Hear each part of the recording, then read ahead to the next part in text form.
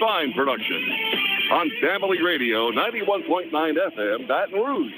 On the net at johnfineproductions.com. And on YouTube. Please subscribe at DS Jacket Vision. With Yellow Jackets color commentator David Bork and producer John Fine. Here now is your Yellow Jackets play-by-play announcer, Darren Ferrante.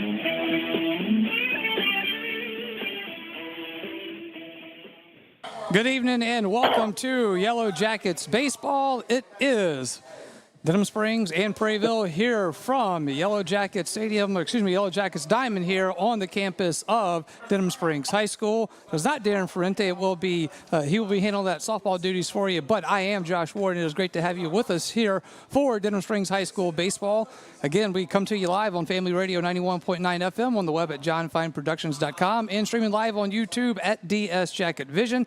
That is at DS Jacket Vision. Please hit that subscribe button for us. Keeps you up to date with all the things that we are doing here at DS Jacket Vision. Got a new crew for you for Denham Springs Baseball, so we'll get you introduced to all of them. Got new man on the camera, new guy as color commentator, as Mitch is taking some time off. Still got Darren Ferrante and John Fine along with us. But this is the Sporting Center Yellow Jackets warm-up, as always brought to you by Sporting Center, proudly serving Livingston Parish since 1977. At Sporting Center, they have everything you need, from athletic equipment to school uniforms. Go see Stacy Phipps, James Adam McCants, and their terrific staff at Sporting Center. That is 205 South Range Avenue in Denham Springs. All right, it is a District 5-5A matchup for the Denham Springs Yellow Jackets and the Prairieville Hurricanes. Hurricanes in their first year, with that school being open in their first year of varsity. Denham Springs, as we now know, as we do know, with first-year coach here, Kyle Sedetall, taking over this Yellow Jackets program. So a lot of things to unwrap here before we get to the first pitch here, which is coming up at 6 o'clock. Of course, it will not be Mitch Covington joining me this year. It will be, for baseball, it is going to be Dawson Albin, a former Yellow Jackets player and All-State player here for the Yellow Jackets. So we're going to meet him here in just a moment. We got Coach Barry on the camera with us, as he will be handling those duties for baseball and softball. So happy to have him along with us. Y'all remember he took us up to Parkway when the Lady Jackets played up in Shreveport for the playoffs this year. So a veteran crew here, and we're happy to have you along with us. Again, it is the Yellow Jackets and the Hurricanes from the Diamond here at Denham Springs High School. It is Yellow Jackets baseball. We are back after this on the Sporting Center Yellow Jackets warm-up. Big Mike's Sports Bar and Grill has it going on. Big Mike's has burgers, steaks, seafood, pizza, salad, sides, and desserts, 37 TVs, and Big Mike's is open late after the games. Live music on the weekends, locally owned and operated by Denham Springs High School graduate Big Mike O'Neill. Check out the Denham Springs Athletics Hall of Fame at Big Mike's Sports Bar and Grill, 123 Ascom Square in Denham, or delivery through Waiter or Grubhub. Your local sporting goods store in Livingston Parish for over 40 years is Sporting Center. Sporting Center has all of your Denham Springs and surrounding school shirts, caps, clothing, and fan gear. Plus, Sporting Center has all of your brand names like Adidas and Russell Athletic. And Sporting Center offers one-on-one customer service. Sporting Center does in-house monogramming, screen printing, and laser engraving. And they can handle all of your advertising, promotional, and sign shop needs. Sporting Center, 205 South Range in Denham Springs.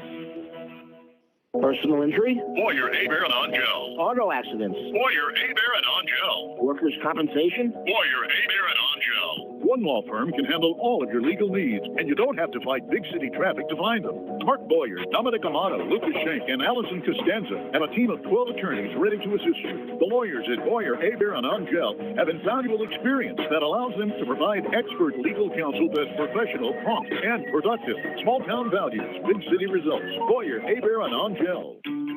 Bank Plus makes it easier to bank. With extended drive-through hours plus 24/7 online and mobile banking, we're here when you need us. Lost your debit card? Get a new one instantly at any Bank Plus location. No waiting for the mail. And interactive teller machines offer drive-up personal service 7 a.m. to 7 p.m. Monday through Friday and 9 a.m. to 1 p.m. Saturdays. Your bank, your plus. Learn more at bankplus.net. Member FDIC. Welcome back to the Sporting Center Yellow Jackets warm-up. It is the Yellow Jackets and the Prairieville Hurricanes District 5-5A matchup here on this Thursday night from Denham Springs. Josh Ward now joined by my broadcast partner for this year. It is going to be Dawson Albin. a former Yellow Jacket player. So I was doing some research. You graduated 2018, right? I did. If I recall correctly, y'all went up to Captain Shreve and lost, forced it to game 3, but came up a little short in that one. But it was a nice showing by the Yellow Jackets in that one. So that was your memories of that one, huh? I don't like to talk about it too much, but we went up to Captain Shreve, and it was a tough loss, man. Tough way to end your high school career, but. Forcing the game 3 had to be good. I know y'all's backs were against the wall after the first game, so y'all played the 2 games on Saturday, so a little bit of background there. I know that. Right. Tell us a little bit more about your baseball background. I know you've kind of been a pretty well-traveled player in your post-high school playing days. Okay, so when I left Denham, I went to Delgado Community College in New Orleans for about a year and a half. Then I went to Jackson, Mississippi at Belhaven University for about 3 years, and then I played a little time in Mexico, and then I went to West Texas and played for the Pecos Bills in the Pecos League. And then I spent a little time in East Texas for like a showcase type deal team for so like pro I said, ball. well-traveled. Yeah, You're well-traveled when it comes right. to baseball, but I know you've been around the sport for a long time and love it, so we're happy to have you here with us. So your take on the facilities here. I know when you got here, you were like, man, this is crazy. These kids are spoiled from what we have from the North Park days. No disrespect to North Park, but for sure. Some really nice digs here. Nice to see it and see that it's on campus now and all that. So your take on that? For sure. Super glad they got everything, together over here. They're turf. We were grass back in the day, which, I mean, it's a nice facility, man. They got batting cages down the third base line over here, which we had them underneath the bleachers, as you can remember. Yeah. I mean, it's great, man. It's great for the kids, How much have you been able to keep up with it since you've left? A little bit off of like Instagram and stuff like that. That they'll make different posts and different stuff on Twitter too. Twitter, the 5A, Louisiana 5A Twitter. They'll post a lot of stuff about it, like score updates and stuff. Coach Kyle Setterthal, a guy that you know well. I saw a picture that we didn't get able to use. Maybe we'll surprise you with it tomorrow. But the picture of you with Coach Kyle Setterthal while he was at Southeastern, and you were about this tall, and he was in his college days. So how close are you with Coach, and how well do you know him? I've known him since I was probably about 8 years old. He played for my grandpa actually when he did the HRP thing and the Home Run Palace stuff way back in the day. So I've been knowing him since I was a little grasshopper, man. All right, and obviously in his first year here, Yellow Jackets have made a pretty nice turnaround from where they were last year. Missing the playoffs now. They're 20-8 right now, looking to be in that top 10 or number 9 in the power ratings as it stands right now. So should be in for a good one here tonight against a team that is struggling, but in their first year in varsity to be expected with Prairieville. Good deal, man. It should be fun. It will be fun. All right, so we're going to take a timeout. When we come back, it is going to be John Fine with principal of Denham Springs High School, Mr. Wes Howard. Always a joy to have him. So stick around for that. Again, Denham Springs and Prairieville here from Denham Springs High School. And we are back after this with more on the Sporting Center Yellow Jackets warm-up. On Family Radio 91.9 FM, on the net at johnfineproductions.com, and on YouTube at DS Jacket Vision, are brought to you in part by Dr. Chip Bankston and Baton Rouge Orthopedic Clinic, Use Safe and Lock, Safe Voyage Tattoo, David Azar Shelter Insurance Company, Liberty Auto Sales, the law office of Ivy Graham, 5-Star Printing, now located next to Big Mike's, and Sport Clips. We thank you for your support and patronage of these local businesses. For all your flooring and carpet needs, it's Floor Store Carpet One. At Floor Store Carpet One, they offer prompt, quality personal service. They'll take care of you right away. The Floor Store Carpet One has an extensive product line: wood, carpet, plastic laminate, ceramic tile, natural stone, countertops, and showers. The Floor Store Carpet One also carries luxury vinyl tile, which many customers rave about, serving the community since 1984. The Floor Store Carpet One, 1/2 mile from the Amite River Bridge on Florida in Denham Springs. Big Mike's Sports Bar and Grill has it going on. Big Mike's has burgers, steaks, seafood, pizza, salad, sides, and desserts, 37 TVs, and Big Mike's is open late after the games. Live music on the weekends, locally owned and operated by Denham Springs High School graduate Big Mike O'Neill. Check out the Denham Springs Athletics Hall of Fame at Big Mike's. Big Mike's Sports Bar and Grill, 123 Ascom Square in Denham, or delivery through Waiter or Grubhub. Your local sporting goods store in Livingston Parish for over 40 years is Sporting Center. Sporting Center has all of your Denham Springs and surrounding school shirts, caps, clothing, and fan gear. Plus, Sporting Center has all of your brand names like Adidas and Russell Athletic. And Sporting Center offers one-on-one customer service. Sporting Center does in-house monogramming, screen printing, and laser engraving. And they can handle all of your advertising, promotional, and sign shop needs. Sporting Center, 205 South Range in Denham Springs. It is Sporting Center Yellow Jackets warm-up, Denham Springs and Prairieville baseball. First pitch at or about 6 o'clock. My name is John Fine, producer of Denham Springs High School broadcast. And with us right now, a good friend of our broadcast, a great friend of Denham Springs High School students, at least most of them. He is Mr. Wes Howard, the principal of Denham Springs High School, and you are the one principal Denham Springs abides by. Thanks for coming on. I know how busy you are, and it's great that you spend some time with us. At times, do you wake up and shake your head and it's like a surreal moment? You say, I can't believe I'm here. Principal, Denham Springs High School. You're very well qualified, but you took a sort of unorthodox route to get here. Yeah, it's not something that was in my 10-year plan 10 years ago, that's for sure.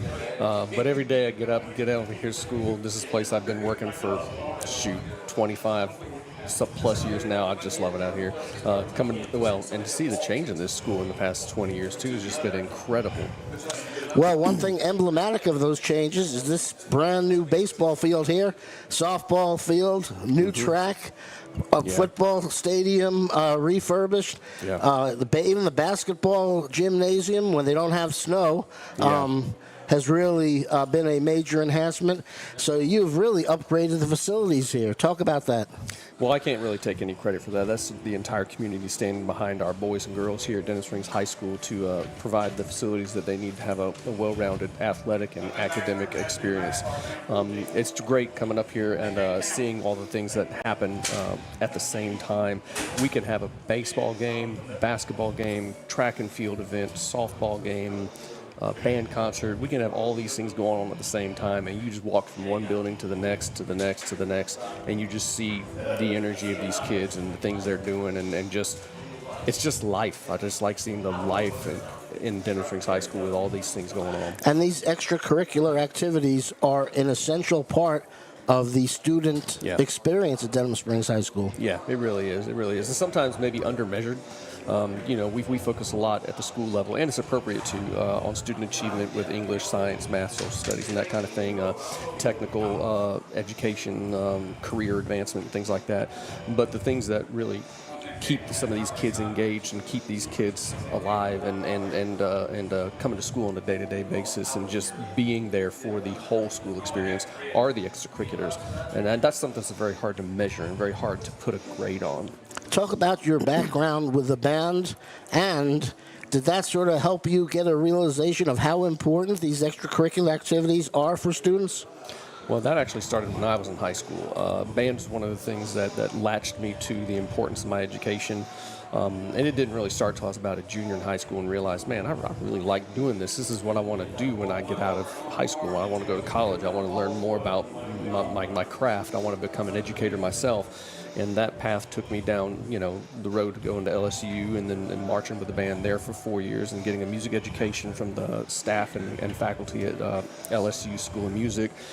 And after that, I was blessed with an opportunity to teach at Broadmoor High School, where I spent 2 or 3 years, 3 years actually. And then after that, I was picked up here as an assistant band director. Butch Wax was the one who hired me for that job.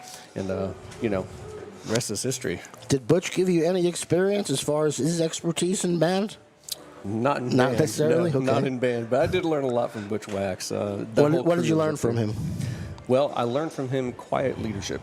One of the things that I think was outstanding about Butch Wax is that, even when he needed to dress you down, he was going to do so in a very dignified and a very, very serious manner. But when you were in trouble and you hadn't done right, you were going to know about it. And your choices were either to take your lumps, learn from it, and move on, or you could find another path in life. So it's really interesting, as you said, that your band experience sort of propelled you to exert yourself academically. Mm-hmm. It did. I was not a bad student, but it was one of those, I might have been best described as maybe a lazy student.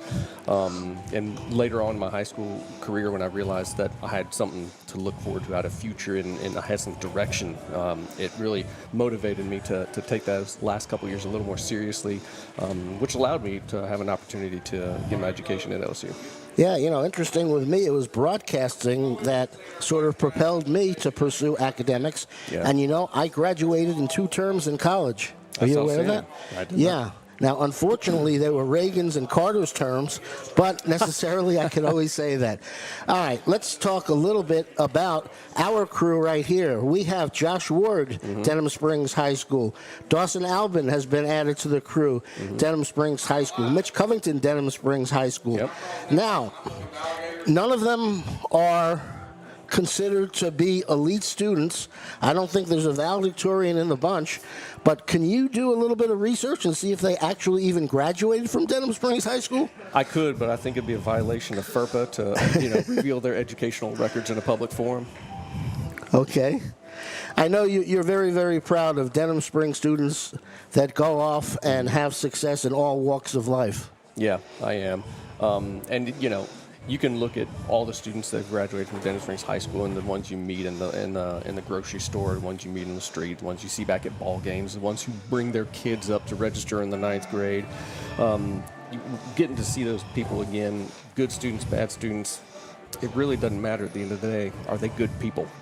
And that's what I'm most proud of, is when I see them coming back with their kids and their families and just talking about the success they've made after high school and the direction life has taken them.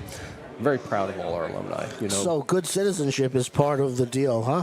For being a Denham Springs student? Yeah, it is. And it really doesn't. Performance matters, but at the end of the day, if you're not a good person, performance doesn't matter. And I really, when I'm working with students and when I have challenging situations, I always try to drive that point home that we have to be good people first. Most of the rest of the stuff takes care of itself. Let's talk about the success of Denham Springs athletics. The soccer team goes to the semifinals. Yep, they did outstanding work this year. Enjoyed watching them play. They are always very competitive against some very stout teams. Private schools like St. Paul's, Episcopal, Catholic are always in that top 5, top 6 group, and we constantly hang with them and are very competitive. It was a pleasure to watch them this year. Both the boys and girls basketball teams, Coach Cab and Coach Rudy's teams did wonderfully this year. Yep, very proud of both of them, and we're actually looking forward to seeing great performances out of both those teams again next year. Let's talk a little bit about Brett Beard, your athletic director, and how he has stepped in and filled the void with Denham Springs softball this spring. I know how proud you are of him. Yeah, I am. He's doing good work. I'm enjoying seeing him out there working. It's very interesting to see him out of his element with the boys and seeing how he responds to the element of coaching girls. And it's interesting to see the side of him. If you haven't had a chance to see it, and I think you have, it's something to behold. So we see a softer side of Brett Beard? If such a thing exists, yeah, you do. You really do. All right, there you go.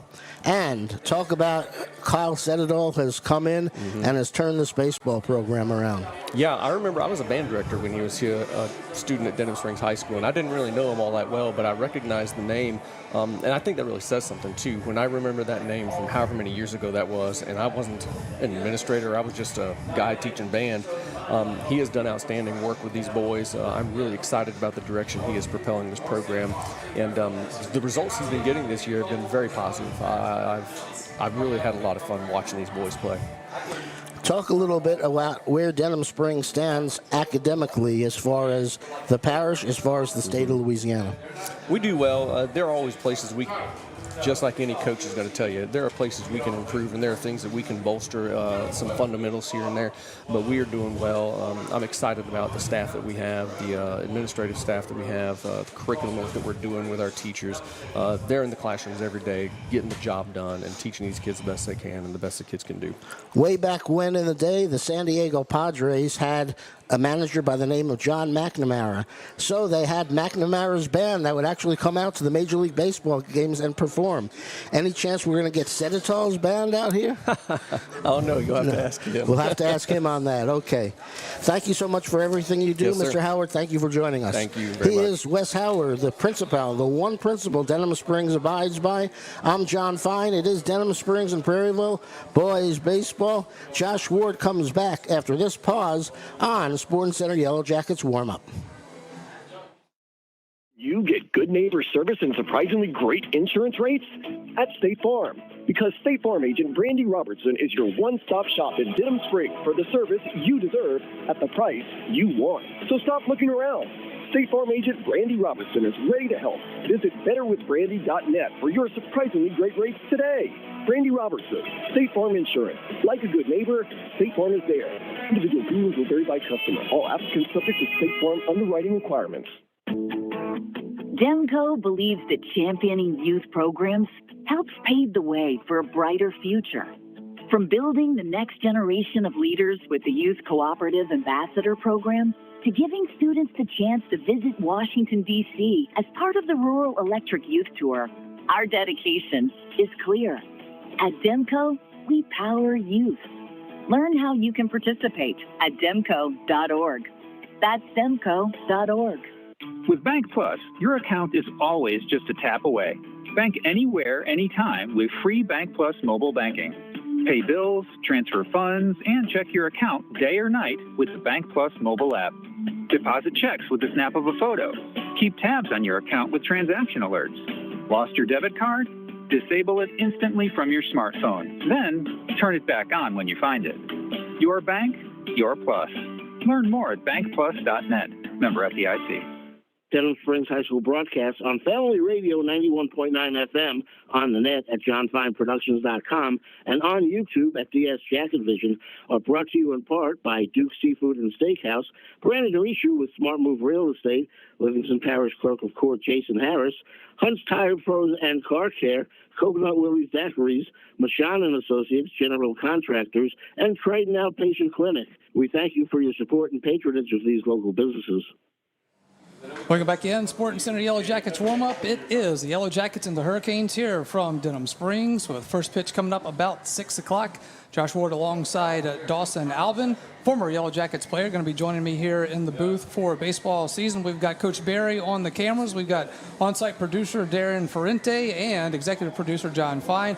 Obviously, thank you to Mr. Wes Howard, principal here at Denham Springs High School. Always a great guest. Always great to catch up with him with all the happenings going around Denham Springs. So coaches are meeting as we talk right now at home plate. So as we take a look at that, as the coaches are meeting and getting the dimensions down and areas and all that stuff situated. So we'll be ready to get underway here shortly. But as we do look at this one, obviously a district game here. District championships don't mean quite as much as they used to, Dawson, because it's all about the power ratings now. But when you come out here as a competitor, you just want to win, right? I mean, you're going against a district team that, and you're starting to fight for position now. Like if the Yellow Jackets can get that top 8, they would have a first-round bye in the playoffs. So that's really important. I mean, wouldn't you like that little extra rust? For sure, definitely. I got a good little crowd here, man. Should be a good one. Should be fun.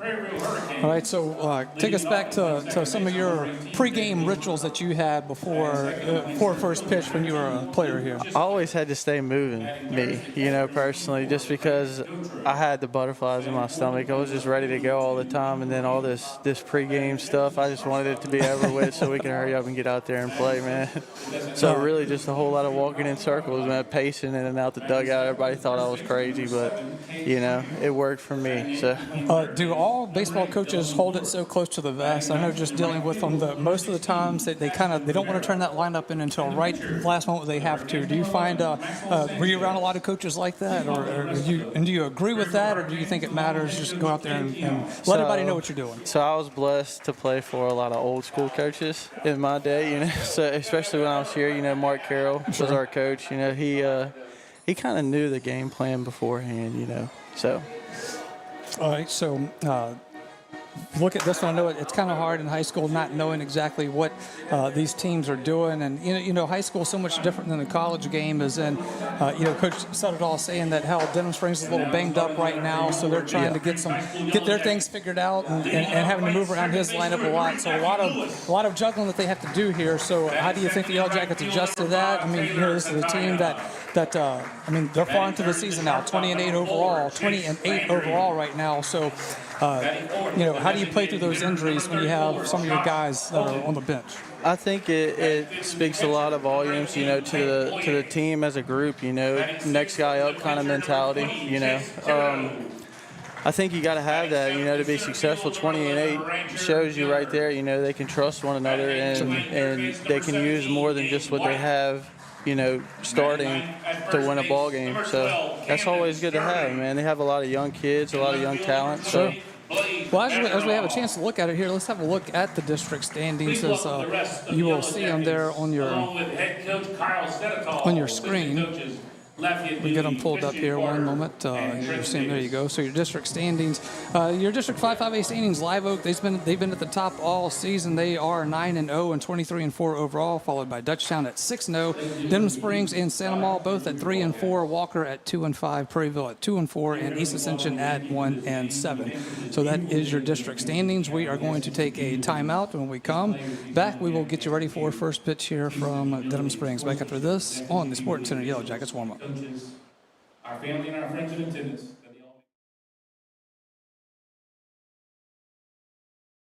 News is available in print and online at www.livingstonparishnews.com. For complete and comprehensive coverage of what is making news in Livingston Parish, as well as Livingston Parish sports, we have you covered. Opinions, politics, lifestyle, and the arts. No matter how big or small the story, the Livingston Parish News is your source for community news in our parish. Serving Livingston Parish for more than 120 years, it's the Livingston Parish News. Personal injury? Boyer, Aber, and Angel. Auto accidents? Boyer, Aber, and Angel. Workers' compensation? Boyer, Aber, and Angel. One law firm can handle all of your legal needs, and you don't have to fight big city traffic to find them. Mark Boyer, Dominic Amato, Lucas Schenk, and Allison Costanza have a team of 12 attorneys ready to assist you. The lawyers at Boyer, Aber, and Angel have invaluable experience that allows them to provide expert legal counsel that's professional, prompt, and productive. Small town values, big city results. Boyer, Aber, and Angel. You are our first priority at Innovative Audio. Innovative Audio offers the very best selection of mobile audio and video, window tint, and vehicle security. Innovative Audio's installation and tinting is the finest in the industry. And Innovative Audio's work comes with lifetime warranties on all audio, video, and tint installations. Most importantly, Innovative Audio specializes in serving you. You are our first priority at Innovative Audio, 1400 South Range, Denham Springs. Visit us on Facebook. Peak Performance Physical Therapy has been serving the wonderful people of Livingston Parish for over 20 years now. This is Ben Wilson, Denham Springs High School, class of 98, and the much younger Stephen Wilson, class of 2003. We are honored to have the opportunity to help those in our community return to a normal way of life following injury. From the geriatric population to the young athlete, we are committed to helping you become stronger, faster, and better. So for all of your physical therapy and rehab needs, come see us at Peak Performance Physical Therapy, located in Denham Springs at 145 Aspen Square, or visit our website at peakperformancephysicaltherapy.com. We get back in Sports Center Yellow Jackets warm-up. Yellow Jackets and the Hurricanes here from Denham Springs High School. Josh Ward alongside Dawson Albin, Darren Ferrente, Coach Barry, John Fine, and Lamine Figueroa back at the studio. So as we get ready for our starting lineups here, as you will see it there on your screen. If you're watching DS Jacket Vision, please ask that you subscribe there if you are watching. Leading off is going to be second baseman number 3, Matthew Lewis. At right field, batting second, number 5, Taylor Katoya. At shortstop, it'll be batting third, number 4, Jace Landry. Designated hitter, number 34, Josh Hogan. In center field, at catcher rather, it will be Caden Boyer, number 18. He is batting in the 5th spot. At 6th spot, it'll be Chase Thibodeau. He will be pitching tonight. He is wearing number 20. Rancher Miller, who we know from football season, center fielder. He is batting 7th. Gabe White batting 8th. He plays third base, wearing number 17. And batting in the 9 hole will be Camden Sterling, and he will be at first base, wearing number 12. And in left field, Blaze Bergeron, number 28. So that is your Yellow Jackets starting lineup. And as we get ready to let's get some weather conditions here for tonight. All right, it is 88 degrees and a bit windy here from Denham Springs, and we're ready to get underway here. First pitch is on the way. It is going to be hit to the shortstop. Makes the move, throws across the diamond, and out at first base. One down for the Hurricanes. Come on, Tibby. Nice play by Landry there. Landry for Denham Springs says, is he one of the seniors? I'm trying to look at my roster here. I can't recall off the top of my head. Sorry about that. What's that? All senior, yes. There you go. Pitch was low. 1 ball, no strikes. Second pitch on the way, going to be hit foul down the left side. It'll be 1 ball, 1 strike.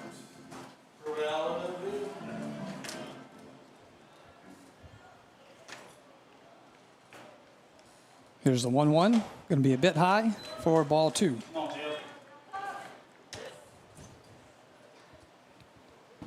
2 balls, 1 strike, 1 out. 2-1 is delivered. Going to be popped up.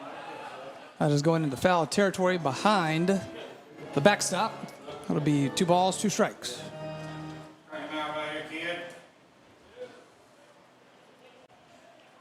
Here's the 2-2. Just a bit high yet again. That makes it a full count. 3 balls, 2 strikes. Go, Tibby.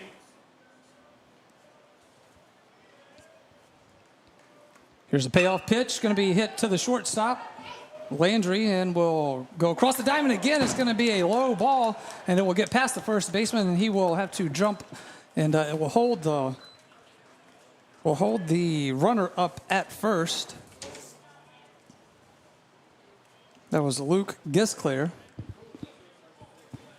That will be scored an error for the Yellow Jackets. Unfortunate there. Oh, yeah, man. Landry's throw got away from Sterling over there a little bit, trying to get – going to try to get a double play ball right here.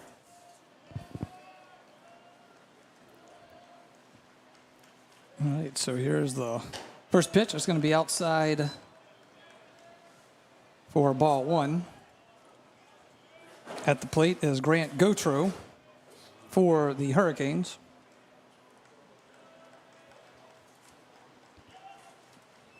Here's the 1-0 pitch. That is going to be hit to Landry again, looking for the double play, and it is going to be out. Double play is turned. Nice out right there by the Yellow Jackets, and we will head to the bottom of the first as we are scoreless here. Yellow Jackets coming to the plate after this timeout on Yellow Jackets Baseball. If you're a small business owner in the Denham Springs area, think about everything you need to help your business succeed. You need a plan, happy customers, steady cash flow, and an insurance agent that gets you. State Farm agent Brandy Robertson runs a small business in the Denham Springs community area too, and she understands the unique needs of local business owners. She will make it easy to choose the right protection at the right price, because one thing you don't need is insurance stress.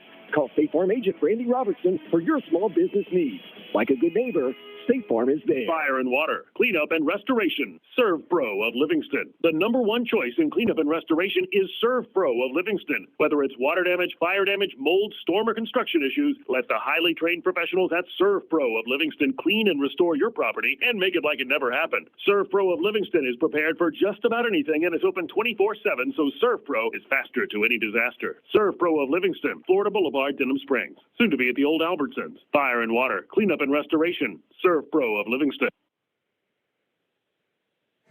So we're welcome back in. Yellow Jackets baseball here from Denham Springs. Josh Ward alongside Dawson Alvin. Dawson, yeah. Sorry, yeah. I'm so like I've had the same guy with me so many years. But Dawson, we were telling before we got back on there, you were saying, hey, I called that double play. Oh, so yeah, man. it was a nice 6-4-3. move right there by the Yellow Jackets. Absolutely. So they get the error in the top of the first there, but are able to clean it up and get out of the inning with just the runner stranded on first base for the Hurricanes. So coming up to bat for the Yellow Jackets Second baseman, number 3, Matthew Lewis. is Lewis. All right, Lewis batting from the left side.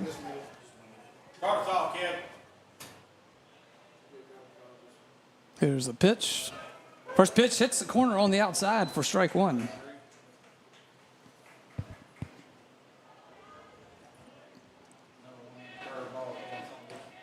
Delivers the 0-1. It's on that corner again, but just a bit outside this time. Got to toe the line. Let's get him. Let's get him. It's a good eye by Lewis. 1 ball, 1 strike. Lewis, the leadoff spot here for Denham Springs. Ball is going to be on the inside there across the numbers. Makes it 2 balls and a strike. Some nice patience right here by the Yellow Jackets, Dawson. Right. Here's the 2-1. It's going to hit the outside corner for ball 3. Thought that one was close. Walking. 3 balls and a strike. Looking for a walk here for the Yellow Jackets. And Lewis will swing on that one for a strike, too, as he chases it to the outside. Makes it full count. 3 balls, 2 strikes.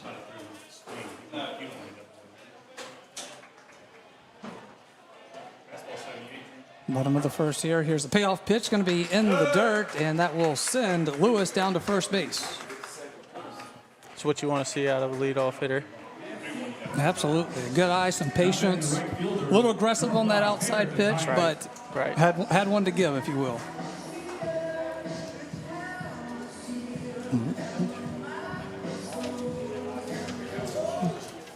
Reminder, we do have some softball games coming up. That will be Darren Ferrente, our guy, taking play-by-play duties at that. That'll be coming up on Saturday with a 9:30 start time of that one for the Sporting Center Yellow Jackets warm-up. Yellow Jackets, look, he's going to throw the bunt there for Katoya.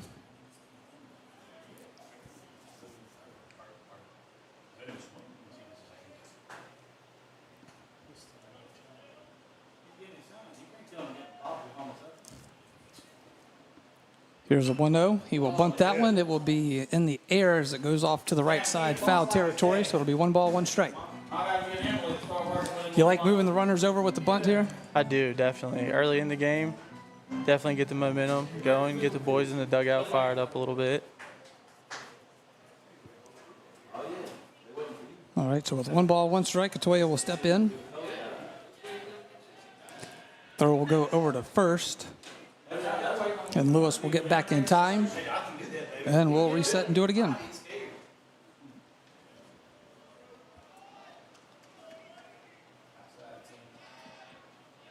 One ball, 1 strike. Here's the look in. Delivers it, and it is going to hit Katoya in the back. And that will send him down to first base, and it'll send Lewis over to second. So, with no outs here, Yellow Jackets in pretty good position with runners on first and second. Think of bunt again? I think Landry's going to lay it down right here for sure.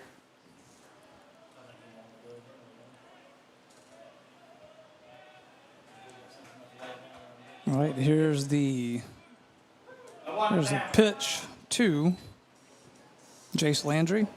Batting third, play in shortstop. Got to score some runs, boys. That's it, kid. Here's the 0-1 pitch. Looks the bunt, and it is going to be. When we called a ball, thought he may have had a little too much space there. Just missed off the outside corner. 1 ball, 1 strike.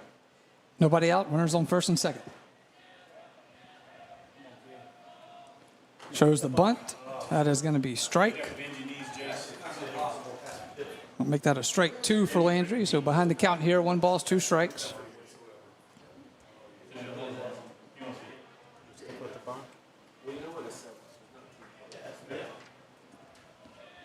All right, Landry showing bunt yet again. Here's the pitch. He's going to take a swing at it. Gets to the pitcher's mound. Will get past the pitcher and throws over to first. And they're going to tag Landry out at first, but it does move the runners to third and second. So Lewis will reach third base. Katoya will get to second, and Landry will be the first out of the inning as they tagged him out as he was headed towards first base. Definitely did his job there, getting the runners over. The Yellow Jackets in good scoring position here as Josh Hogan comes to the plate now. Good job,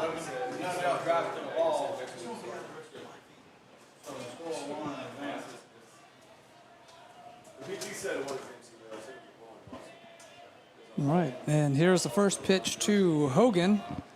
Gonna be on the outside for strike one. Man, I thought that was a bit outside, but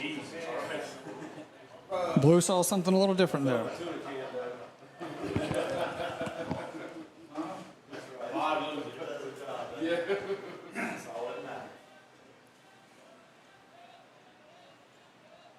No balls, one strike. Here's the pitch. Going to be swung on and missed for strike two. So down in the count is Hogan with no balls and two strikes. Definitely trying to use the middle of the field right here.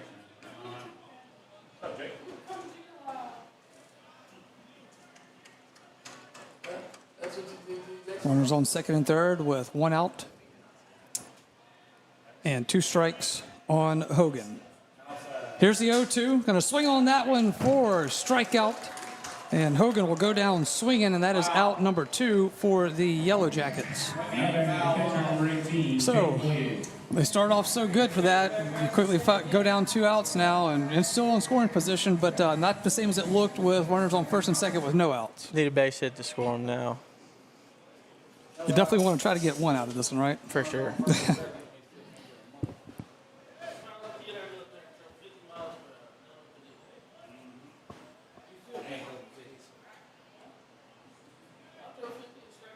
All right, two outs now for the Yellow Jackets. Runners on second and third. Here's the first pitch, going to be swung on and missed. That's going to be strike one for Caden Boyer.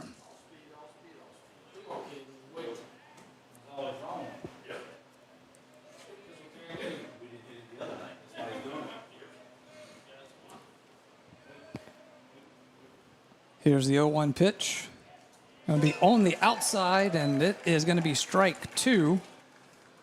So Boyer now finds himself down in the count with no balls and two strikes. Two outs here for the Yellow Jackets on that off-speed pitch.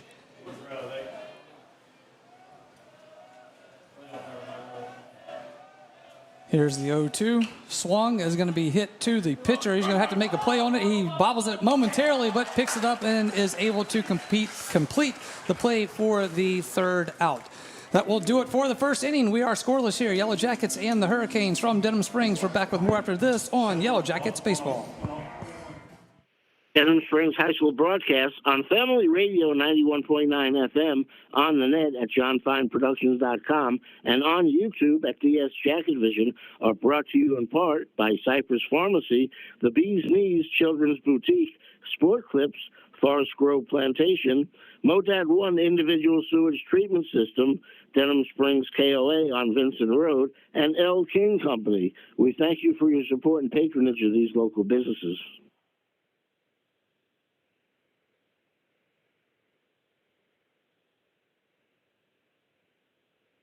Radio Amor, WWRA, Clinton Gonzalez, Baton Rouge, Louisiana. For all your flooring and carpet needs, it's Floor Store Carpet One. At Floor Store Carpet One, they offer prompt, quality personal service. They'll take care of you right away. The Floor Store Carpet One has an extensive product line: wood, carpet, plastic laminate, ceramic tile, natural stone, countertops, and showers. The Floor Store Carpet One also carries luxury vinyl tile, which many customers rave about, serving the community since 1984. The Floor Store Carpet One, 1/2 mile from the Amite River Bridge on Florida in Denham Springs. Welcome back in. Yellow Jackets Baseball, Family Radio 91.9 FM, on the web at johnfineproductions.com, and streaming live on YouTube at DS Jacket Vision. That is at DS Jacket Vision, all one word. Please give that like and subscribe button a hit for us. Certainly appreciate it, and great to have you along with us here for our first of a 3-game slate of Yellow Jackets Baseball. We will be with you again tomorrow, same time, 5:30, as the Yellow Jackets and the Walker Wildcats will be right here from Denham Springs. Here is the first pitch, going to get by third baseman. Looking for two is going to be Ethan Pugh, and he will be a stand-up double as he reaches second on the ball that gets right past third base right there. So a tough one for the Yellow Jackets. Definitely. Nice piece of hitting there by Pugh. Stand-up double to lead off this second inning for Prairieville.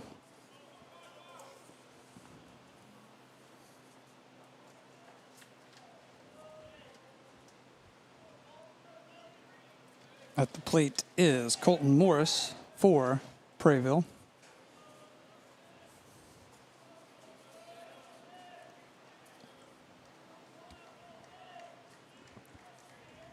First pitch to Morris, waiting on it. And trying to go for the pickoff at second. Will be safe as Landry was trying to bait him a little bit there.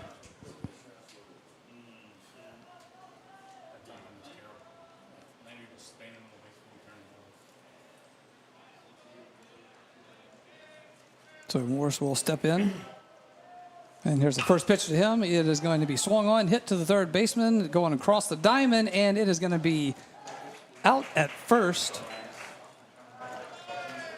Nice play right there by the Yellow Jackets to get that one. That was a kind of a weird hit ball. They're just kind of rolling slowly towards third base. Only play was the first, so you just kind of let the guy get to third on that one.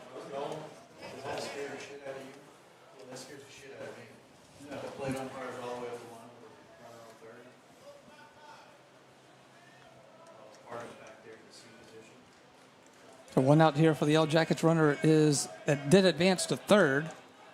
So one out, runner at third base. Here's a pitch, going to be outside for ball one.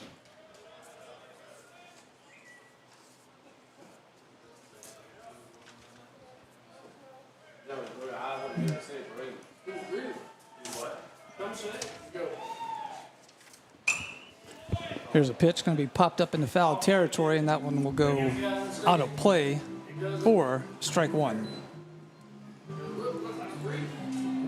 Been a windy couple of days around the area, and it is blowing pretty stiff right now out to right field.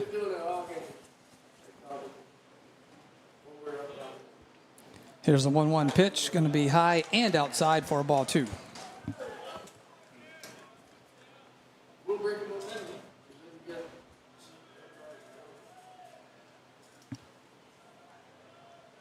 Two balls and a strike.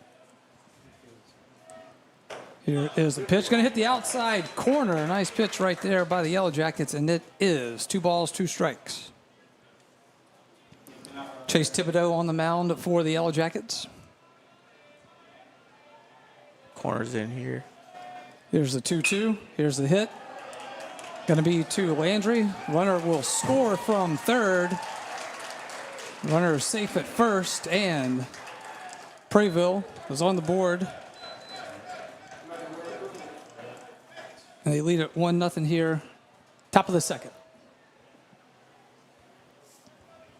Tough break for Landry right there. I think it just hopped up right there at the last second on him.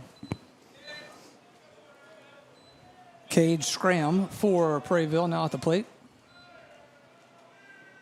Thibodeau will look in. Here's the pitch, going to be well hit into right field. Runner's going to third. Scram's going to stop at first. And you got runners at the corners with 1 out and a 1-0 lead over the Yellow Jackets for Prairieville in the top of the second here. Now batting the third baseman, number 8, Dylan McClure.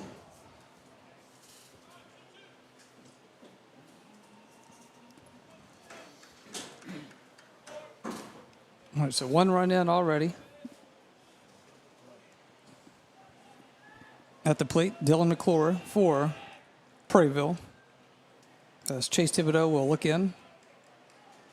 Here's the pitch, throws the bunt down, goes right to Thibodeau. Thibodeau going to turn and gets the out at first, so he'll get McClure at first, but another run will score from third. As Riley Bonvillan will get in, and it is 2-0 Prairieville, and 2 outs now. Runner will be at second. It's a way to get out there, but I think he should have gone home there. Yeah, maybe, I think that was the general consensus up here. Yeah. At the plate now is Ashton Riviera for Prairieville with 2 outs. Here is the pitch from Thibodeau. Inside corner and called strike. Yeah, bunt was right out in front of the plate right here.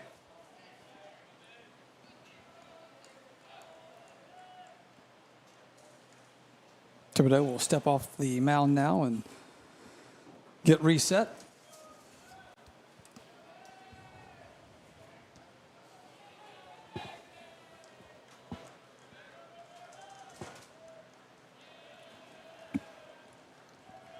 Thibodeau's pitch will be hit and fouled into foul territory over the backstop for strike 2. No balls and 2 strikes to Riviera.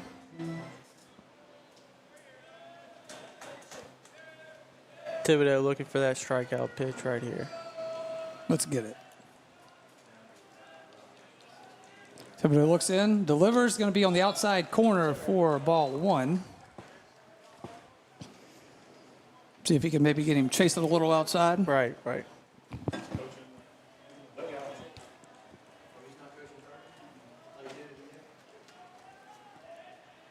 Thibodeau, 1-2 pitches delivered, going to be swung on and missed. Thibodeau will strike him out to end the inning. Prairieville does get 2. They lead at 2-0, and we will head to the bottom of the second. After this timeout, it is Yellow Jackets baseball.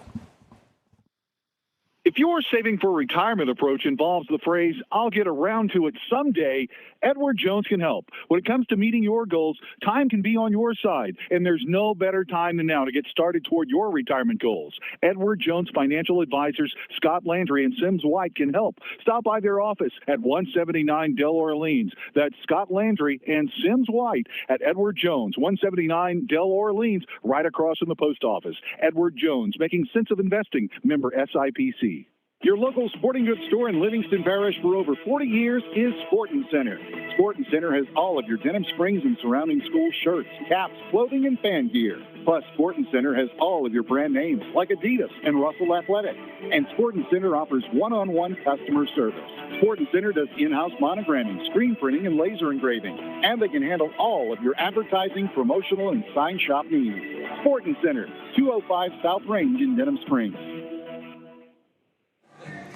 Welcome back in Yellow Jackets baseball as we head to the bottom of the second. It is Prairieville 2, Yellow Jackets 0. And leading off this inning for Denham Springs will be the pitcher, Chase Thibodeau.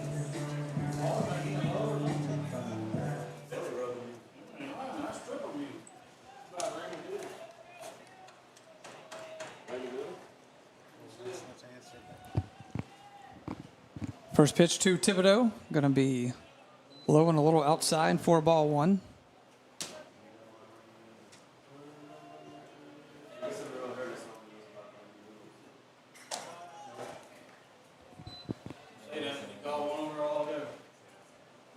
Second pitch going to be called for ball 2.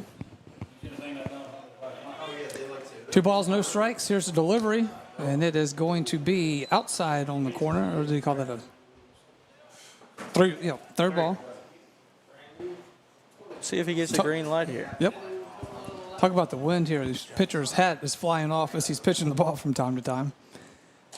Here's the 3-0 pitch, and he watches it go through as it is strike 1 for Thibodeau.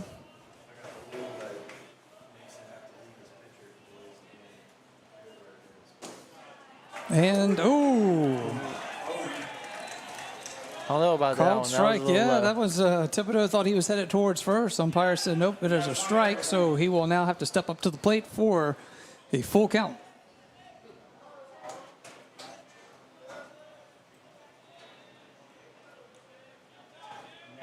Here's the payoff pitch to Thibodeau. It is going to be called ball 4 there as Thibodeau will walk it on down to first. So no outs, runner on first now for Denham Springs. Got a pinch runner. Okay, do have a pinch runner coming in. That is going to be number 2. Max Thigpen. Now batting center fielder, number 11, Ranger Miller. Max Thigpen stepping in for Thibodeau as a base runner.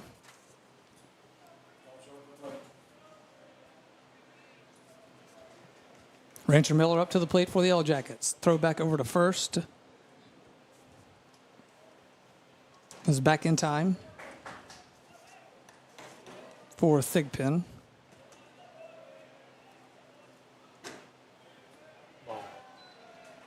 Pitch is called ball 1. Denham's trying to play a little small ball here early in this one. Bottom of the second inning, it is runner on first for Denham Springs. They trail Prairieville 2-0. Ranger Miller at the plate, going to hit this one well into left field, and it is going to be caught by the left fielder. A nice catch right there by Prairieville. As that was Ashton Riviera with the catch. Excuse me, check that. That was Ethan Pugh with the catch out in left field. Nice swing by Miller, just hung up a little bit too much. Brings Gabe White to the plate for Denham Springs, third baseman. He'll come to the plate with one out and a runner on first. Here's the pitch. This one's going to be hit into left field as well. That one goes right to Pugh as he's able to make the catch and record out number 2. It's one of those swings where you just tell them, don't change anything there. That's exactly where you want to be, just right at the left fielder.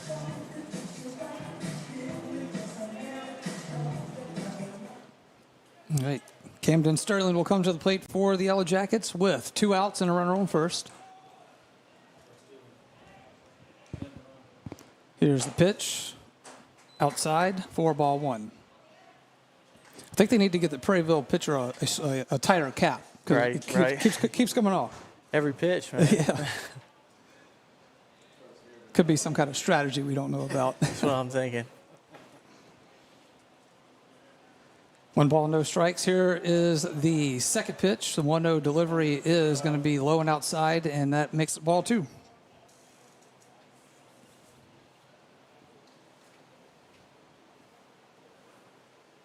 Two balls, no strikes, 2 outs, runner on first.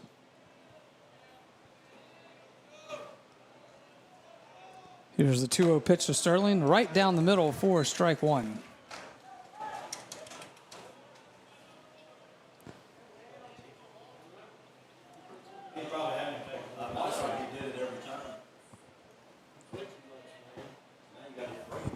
Two balls and a strike now for Sterling. Here is the pitch. Swung on that one for strike 2. Evens it up at 2 balls, 2 strikes with 2 outs.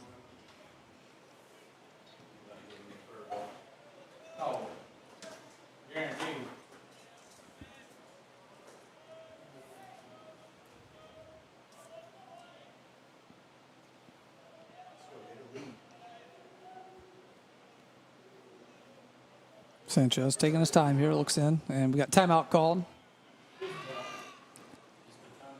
Maxwell Sanchez, your right-handed pitcher for the Hurricanes.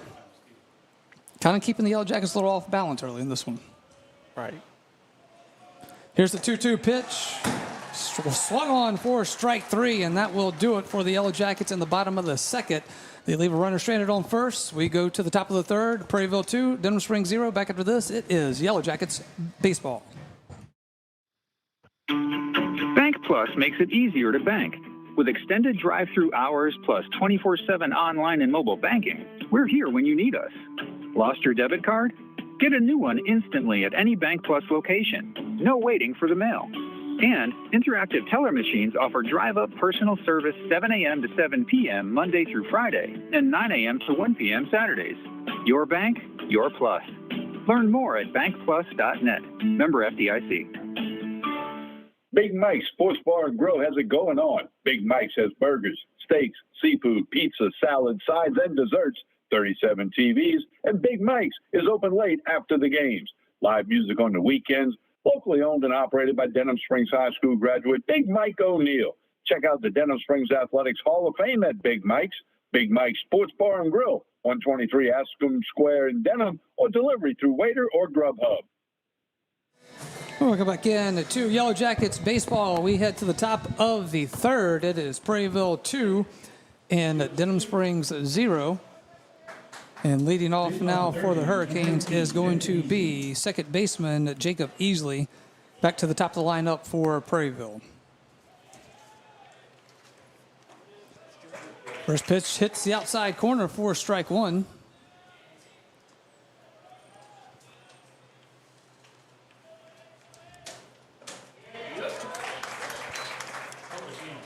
Strike 2 now for Thibodeau. Back-to-back nice curveballs by Thibodeau.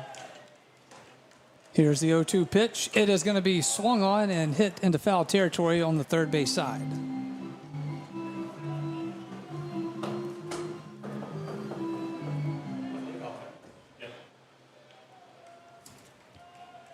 Oh, 2 pitch again. Just missed. Yep, just missed on that outside corner. Chase Thibodeau was throwing some nice pitches here to start this third inning. 1 ball, 2 strikes now. Here is the 1-2 pitch hit into left field. It is going to be caught. And that is out number 1 for the Yellow Jackets. That is Blaise Bergeron with the catch. Now batting center field number 13, Luke Gisclair. That's what you're looking for if you're Denham here. Quick outs.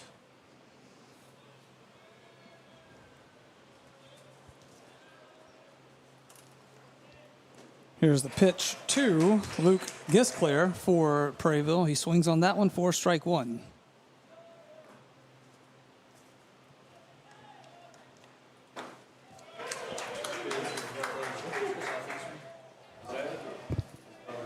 Another strike delivered by Thibodeau. Now he's got some rhythm going here. There's the 0-2 pitch, going to be hit in foul territory behind the backstop. 1 out here for the Yellow Jackets. They got the leadoff batter, Jacob Easley, out. Here's the 0-2, going to be hit right to Thibodeau, gets in between his legs and will roll into center field, and that will put Gisclair at first base. Now batting the catcher, number 24, Grant Gautreaux. Catcher for Prairieville, Grant Gautreaux, will step into the batter's box now with 1 out and a runner on first. Thibodeau going to check the runner at first, and we'll throw it over to first, and Gisclair will be back in time. We'll do it again. And Gisclair back in time yet again, and Gautreaux still waiting for his first pitch from Thibodeau. Here it is. That is going to be high and inside for ball 1.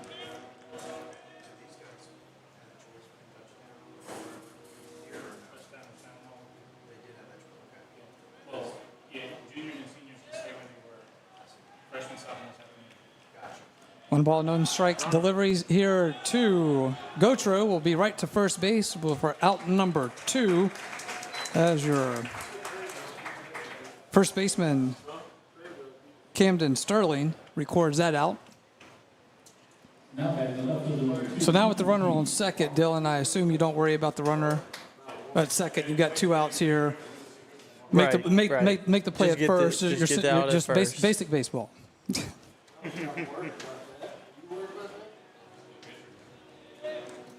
2 outs now for the Hurricanes. Ethan Pugh at the plate for Prairieville. First pitch is going to be outside for ball 1.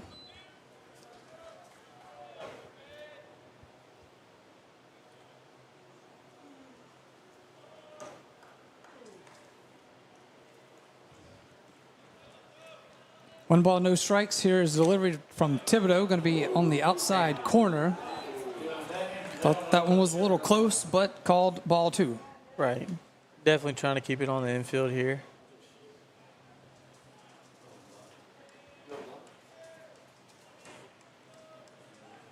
Two balls, no strikes for Pugh. Here's the pitch outside again for ball 3. 3 balls and no strikes for Pugh, so you think he has the green light here? I do not. I do not. Not with 2 outs. Not with 2 outs, sure. exactly, yes. Here's a 3-0 pitch. Going to hit the outside corner for strike 1.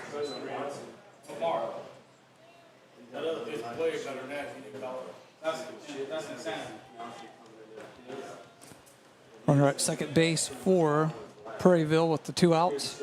Here's a 3-1 pitch. Going to be right down the middle and called strike 2.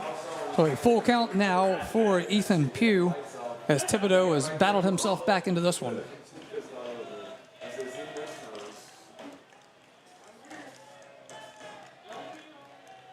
Payoff pitch on the way. Called strike 3. He will set him down. The Yellow Jackets will get out of the inning as they will have Prairieville leave a runner stranded on second. We head to the bottom of the third. It is Prairieville 2, Yellow Jackets 0. We are back after this. It is Yellow Jackets baseball.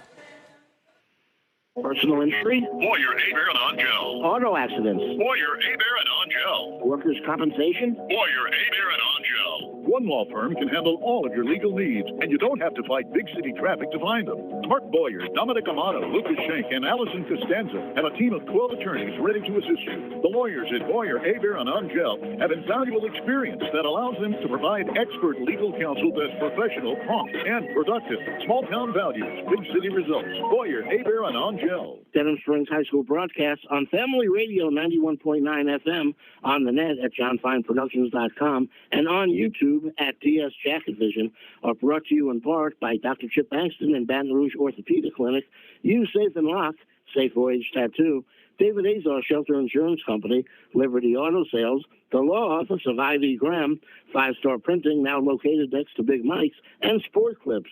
We thank you for your support and patronage of these local businesses. We get back in. Yellow Jackets baseball, Prairieville 2, Denham Springs 0. We head to the bottom of the third inning here from the diamond here on the campus of Denham Springs High School. Josh Ward alongside Dawson. I think, did I say Dylan earlier? Yeah, I'm sorry. It's okay. You got to correct me, man. That's okay. Definitely wouldn't be the first time, so it's all right.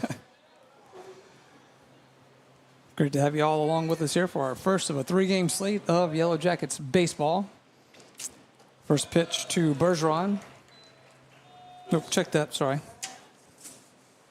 That is Matthew Lewis. No. Here's the pitch. Matthew will hit it to the third baseman. Is going to be in time for out number 1. Matthew Lewis was a decent hit on the ball there, but Prairieville defensively nice was play able by to, Prairieville's third baseman for sure.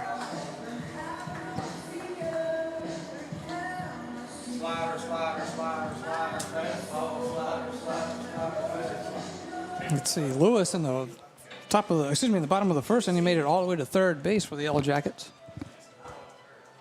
Now is Taylor Katoya.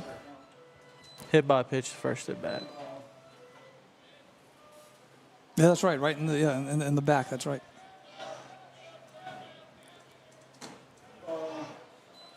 Here's the 1-0 pitch. It's going to be low for ball number 2.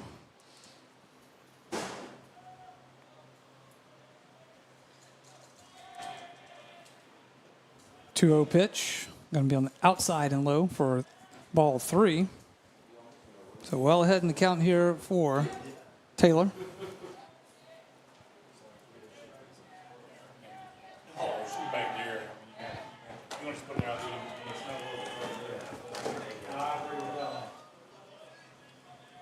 .30 pitch was delivered for strike 1. Here's the 3-1, swung on and missed. And that will make it a full count. 3 balls, 2 strikes, 1 out. Here's the pitch, swung on and missed. And Taylor will go down swinging on that one. And that is quickly out number 2 in the bottom of the third here for the Yellow Jackets. Now making the shortstop number 4, Jace Landry. Sends Jace Landry to the plate for the Yellow Jackets. Shortstop. First pitch to Landry is going to be outside for ball 1. Need one in play, try to make the defense work here.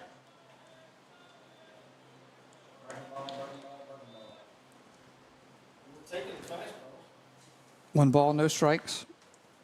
2 outs, nobody on.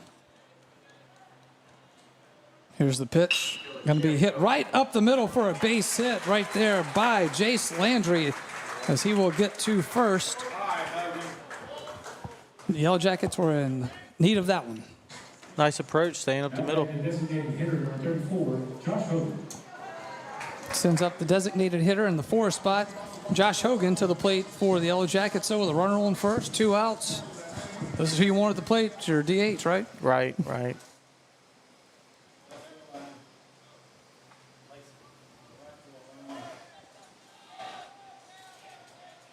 Here's the first pitch to Hogan, going to be outside for ball one.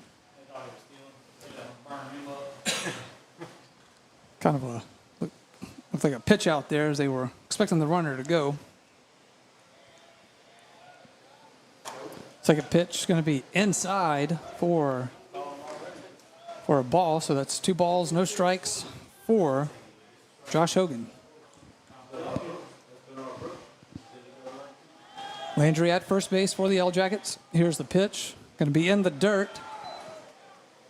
And Landry is going to take the base as he will get up to second. So now with 3 balls, no strikes, and 2 outs, you have Jace Landry at second and Hogan at the plate. Yellow Jackets trailing Prairieville 2-0 here as we play it in the bottom of the third. Here's a 3-0 pitch, shows bunt, and he will pull it back, and it will be ball 4, and that will send Hogan down to first base.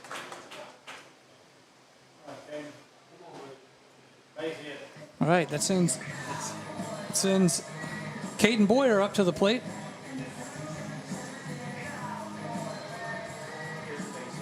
Boyer will come to the plate with runners at first and second and 2 outs. Boyer was the 3rd out in the bottom of the first on the strikeout.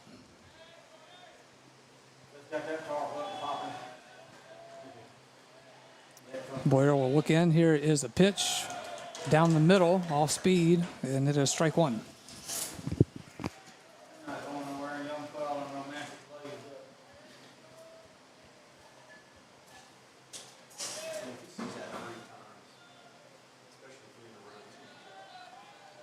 No balls and a strike to Boyer.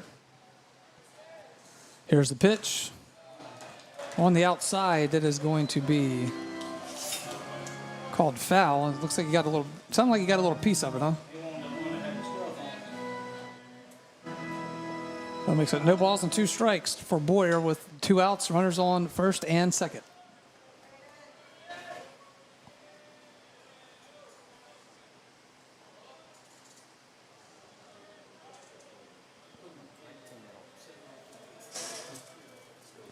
O2 pitch.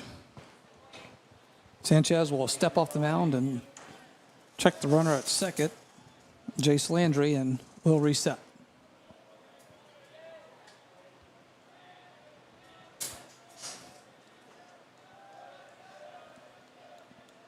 Checks the runner at second. Sanchez will deliver. It is going to be hit. It is into foul territory down the third base line, and it will be no balls, 2 strikes still for Boyer.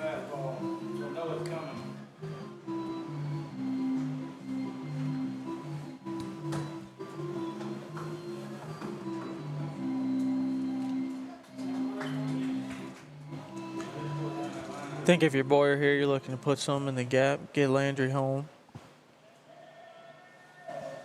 get things started for the Jackets.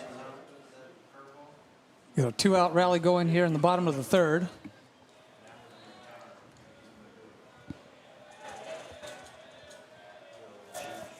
Sanchez will look in. 0-2 pitch, and Sanchez will step towards second and come off the mound.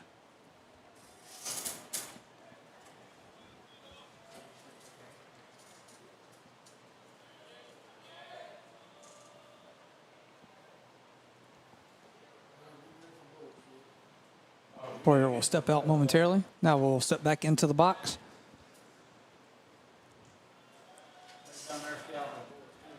Sanchez looks, checks the runner at second. Here's the 0-2 pitch. Boyer going to get a nice shot at it in past the shortstop. That is going to score a runner for the Yellow Jackets. Going to third is Hogan, and he will get in. Jace Landry will score, and Yellow Jackets are on the board here in the bottom of the third. You called it, I think. I did. I think that's the second. I think that's your second call of the night. Good one. Hey, man. First time. That's good. That's pretty good. You got to keep doing it again tomorrow. Right, too, right. All right, so Yellow Jackets get on the board with Jace Landry able to score on an RBI from Caden Boyer. Sends Chase Thibodeau to the plate with 2 outs.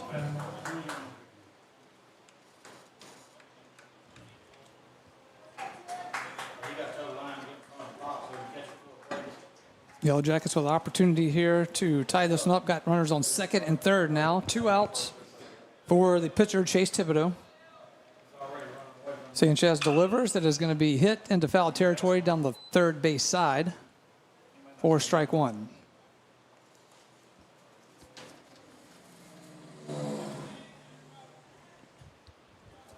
Sounds like a flyby.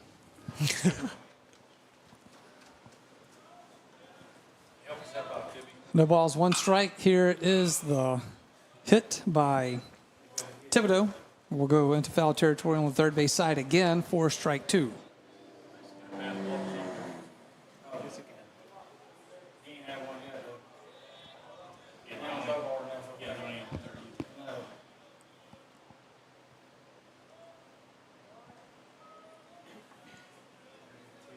No balls and 2 strikes for Thibodeau.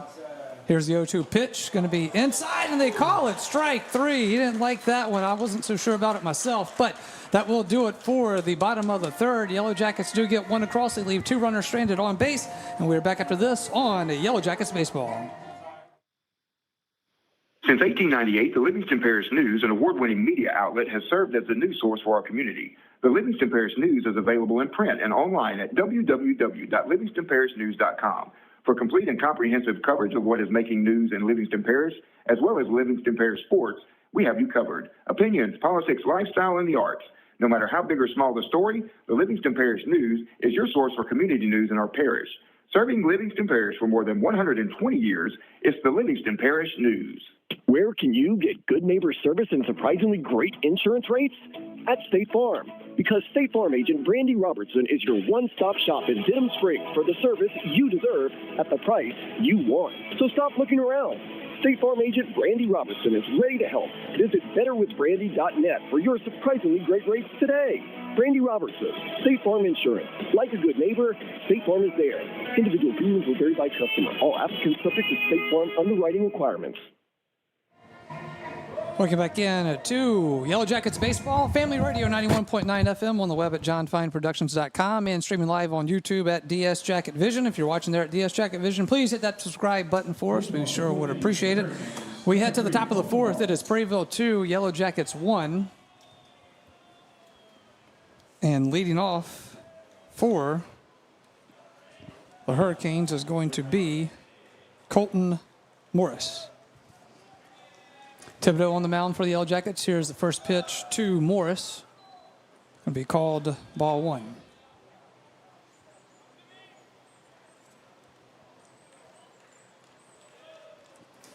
One ball, no strikes. Ball is hit by Morris into foul territories. It will go out of play down the first base side.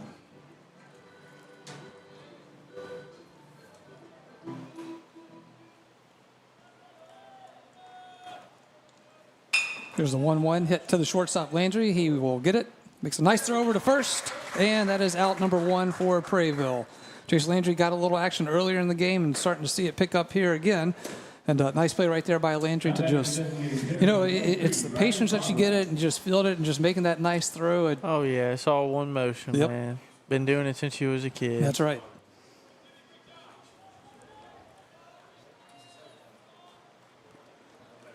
That will send Riley Bonvillian to the plate. He will hit on his first one. Right to third base, over to first, and that is out number 2 quickly. Nice play going to his left side there. Number 7, Kate Schramm. Sends Schramm to the plate for Prairieville. With 2 outs, no runners on. Top of the fourth here from Denham Springs and Prairieville. Ball is going to hit the inside corner. My goodness. Called it ball 1. Nobody in the stadium liked it. Or the press box. Nope. Second pitch going to be outside for ball 2.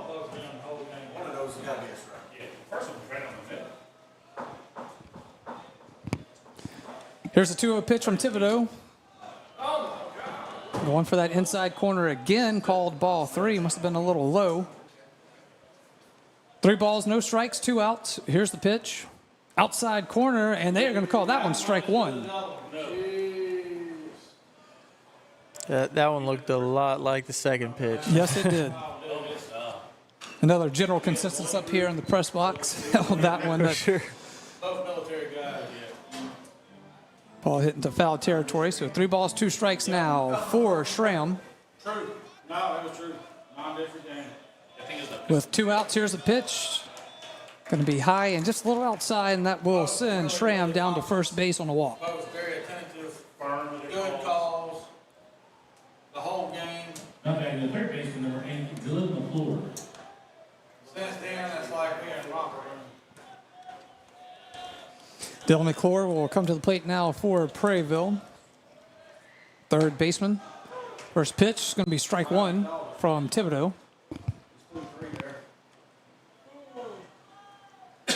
2 outs, runner on first for the Hurricanes.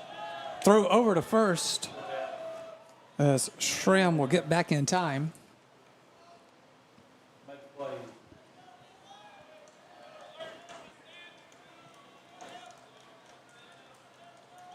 Here's the 0-1 pitch. Down the middle, but just a tad bit high. Makes it 1 ball, 1 strike.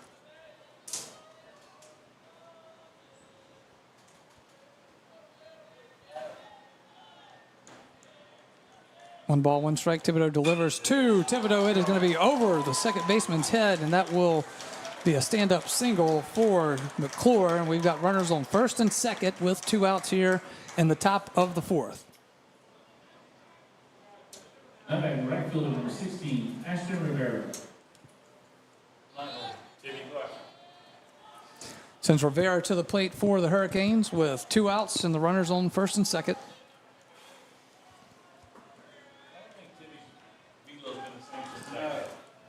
Thibodeau checks the runner at second. Now will pitch, and it is going to be nice floater in for strike 1.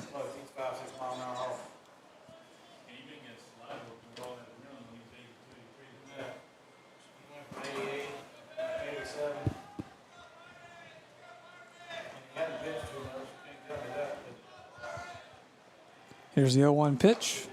Down the middle. Same pitch again. Went back to the well for strike 2. This is no balls, 2 strikes, and 2 outs. Runners on first and second for Prairieville. Riviera at the plate. Here's the pitch. Going to be swung on, but it is going to be fouled as the ball tips into the bat, goes into the backstop. Count will stay at 0-2.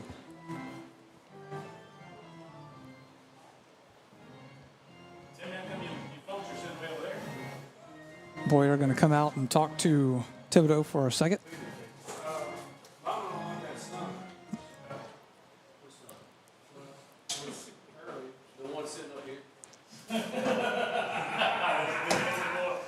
All right, so 0-2 for Riviera.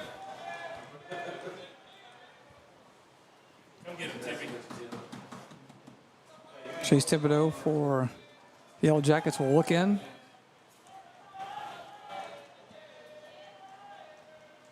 Here's the 0-2 outside for ball 1. I think if you're Thibodeau here, you just got to kind of trust your stuff. Mentioned nice stop right there by Boyer, because that could have been a pass ball if it would have advanced the runners. Here's the 1-2 pitch. It is going to be hit to the third baseman. Just step on the bag. There you go. Nice. And that will do it for the top of the 4th. 2 runners left on, and it is 2-1. Prairieville with the lead. Yellow Jackets come to the plate after this timeout. It is Yellow Jackets baseball. Your local sporting goods store in Livingston Parish for over 40 years is Sportin' Center. Sportin' Center has all of your Denham Springs and surrounding school shirts, caps, clothing, and fan gear. Plus, Sportin' Center has all of your brand names like Adidas and Russell Athletic. And Sportin' Center offers one-on-one customer service. Sportin' Center does in-house monogramming, screen printing, and laser engraving. And they can handle all of your advertising, promotional, and sign shop needs. Sportin' Center, 205 South Range in Denham Springs. With Bank Plus, your account is always just a tap away. Bank anywhere, anytime with free Bank Plus mobile banking. Pay bills, transfer funds, and check your account day or night with the Bank Plus mobile app. Deposit checks with the snap of a photo. Keep tabs on your account with transaction alerts. Lost your debit card? Disable it instantly from your smartphone. Then, turn it back on when you find it. Your bank, your plus. Learn more at bankplus.net. Member FDIC. Pretty sure, right? Welcome back in to Yellow Jackets Baseball. It is on Family Radio 91.9 FM on the web at johnfineproductions.com. Streaming live on YouTube at DS Jacket Vision. Coach Barry in the house with us, handling your visual aspect of tonight's game. So, Coach Barry, great to have you joining us here. We got Darren Ferrante, of course. Dawson Alvin. I said it right this time, Darren. I know Darren and Dawson know each other pretty well, so great to have you guys with us. First pitch to Rancher Miller was outside for ball one.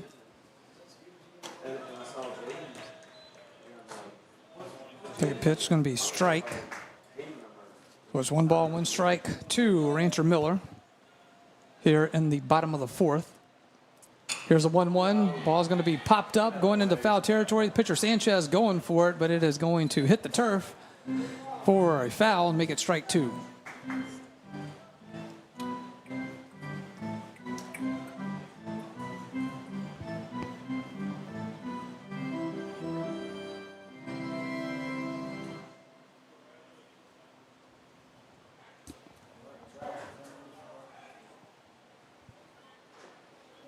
One ball, 2 strikes for Miller.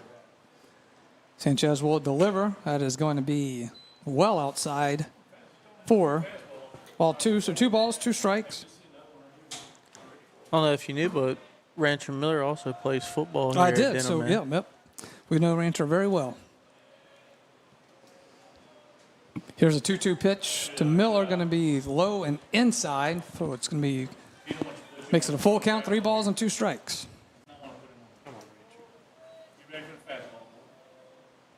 Here's the 3-2, going to be inside for ball 4. Well, good patience right there by Rancher Miller as he will get the Yellow Jackets in business here with the leadoff as he gets down to first on that walk. Sends up Gabe White to the plate for the Yellow Jackets now. Now batting third base, number 17, Gabe White. Stay hot, Gabe. Stay hot, buddy. Gabe White, the third baseman for the Yellow Jackets, will come up to the plate. Let's see, what did Gabe do earlier?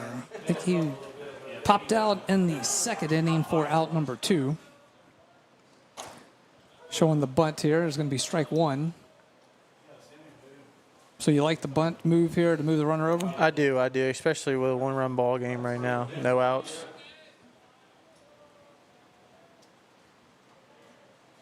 No balls, 1 strike to White. Here's the pitch, going to be hit right down the middle to the center fielder. He is not going to be able to make a play on it, so that'll be a single for White. And Yellow Jackets are in business here in the bottom of the fourth with runners on first and second and nobody out.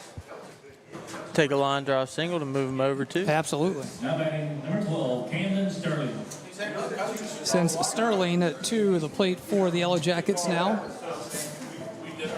Yellow Jackets trailing by 1 here, but finding some early life here in this bottom of the fourth here with Rancher Miller leading it off with a walk for the Yellow Jackets.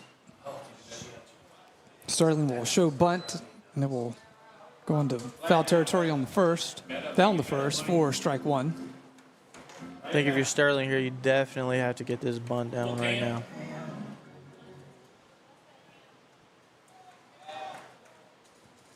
Biggest at bat of the game so far.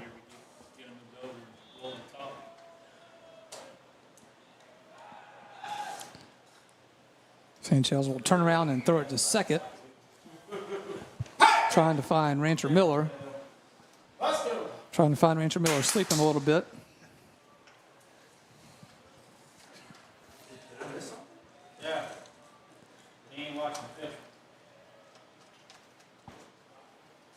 Here's the ball. It's going to be high. That will advance the runners as it went off the catcher's mitt. He just lost it in the air momentarily. And so Yellow Jackets now, and as each runner advances, and it will be a pitching mound timeout for head coach of the Hurricanes, Cade Cowan. They're going to do a pitching change or just a timeout?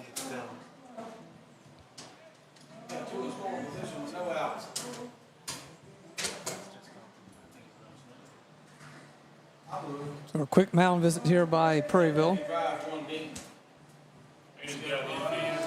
Give a quick shout out to our resident historian. So if you hang around here long enough, you'll get to know a name, Robert Graves. Okay, he knows every. Oh, yeah. You know Mr. Robert, I'm sure. So he knows everything. But he's already been sending me things for baseball. So we can always count on Mr. Robert Graves to keep us up to date with rules, stats, whatever it is. He's our resident historian, as we call him. Good man, yes, right there. he is. He's great. And he threatened that if I didn't say hello to him, that he was done with me. So I'm taking care of business. There you go.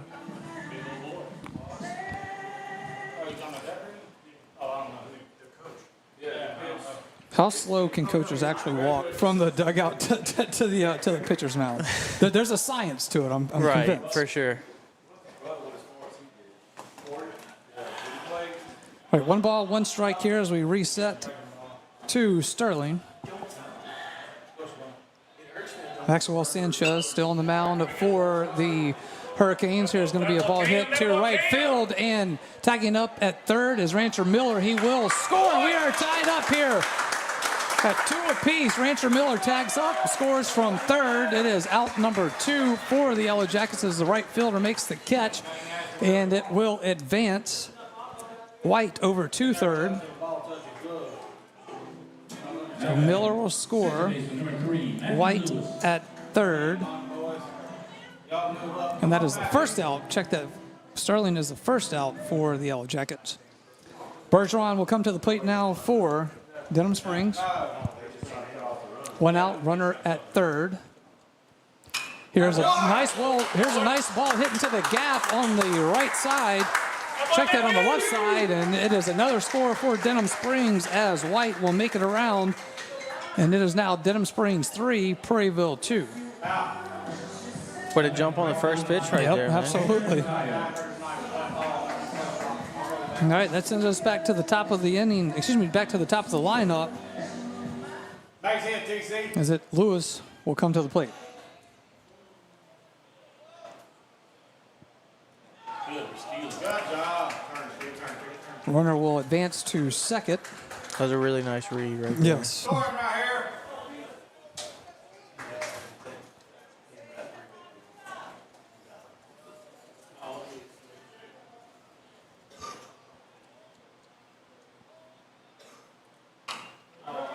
Going to be a nice little blooper down the third base line, and it is going to be safe at first. So you got runners on the corners now. That is Lewis at third.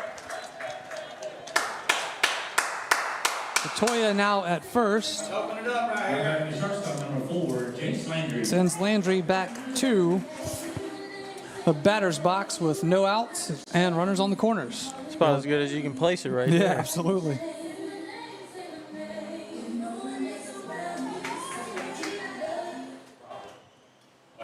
Watch the back pin. Yeah. 1 out here for the Yellow Jackets. Jace Landry. First pitch to him. Shows the bunt. Runner will advance. That is Katea. Now runners on second and third with 1 out. 1 ball, no strikes to Landry.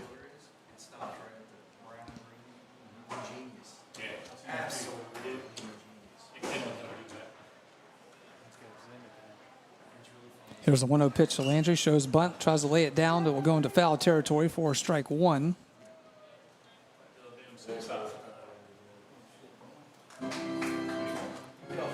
So Landry obviously trying to throw the bunt down first base, kind of hold everybody up and have bases loaded with 1 out. If it works, Right. if it goes the way it's supposed to. Exactly. 1 ball, 1 strike to Landry. Prairieville's got the infield in right here, trying to cut the run down at the plate. Here's the pitch. Going to be low in front of the plate for ball 2. Yeah, I don't see anybody throwing it. 2 balls and a strike to Landry now. Sanchez will deliver. Here's the hit. Now he swings on it. Goes into foul territory. On the first base side for strike 2. So evens the count up at 2 balls and 2 strikes. I think if you're Landry, you're trying to get something up in the air in the outfield.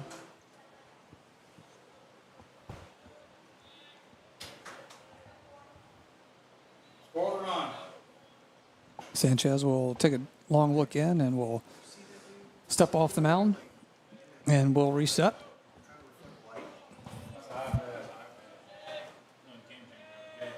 Two balls, two strikes. Here's a delivery going to be hit right up the middle. They will check the runner, and then we'll get Landry out at first, but that will score Lewis from third, and it is 4-2 now, Yellow Jackets. We'll take that all day. So Landry did his job there, getting the run across. For sure, selfless at bat there. Sends Josh Hogan to the plate now with 2 outs.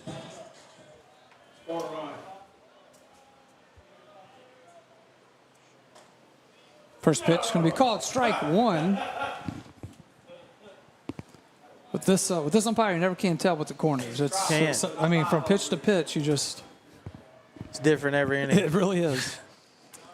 This one's going to be outside and away for ball 1. So 1 ball, 1 strike. Yellow Jackets now leading 4-2 here with a 3 spot so far in the bottom of this 4th. Score run. Come on. Sanchez delivers the 1-1. Going to be swung on by Hogan. Going to be 1 ball, 2 strikes now. Runner at third base for the Yellow Jackets.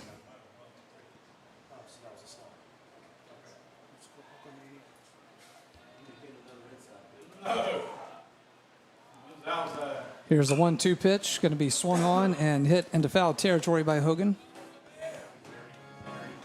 Keeps the count at 1 ball, 2 strikes.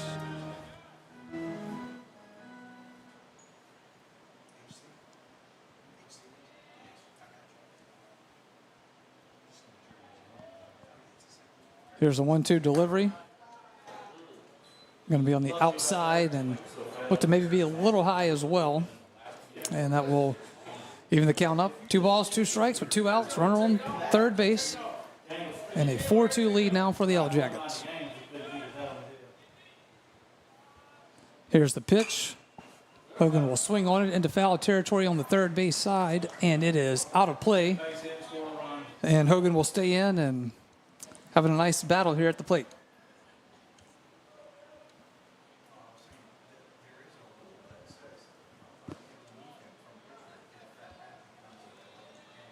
Two balls, 2 strikes, 2 outs, runner on third for the Yellow Jackets. Here's the 2-2. That one's going to be outside for ball 3.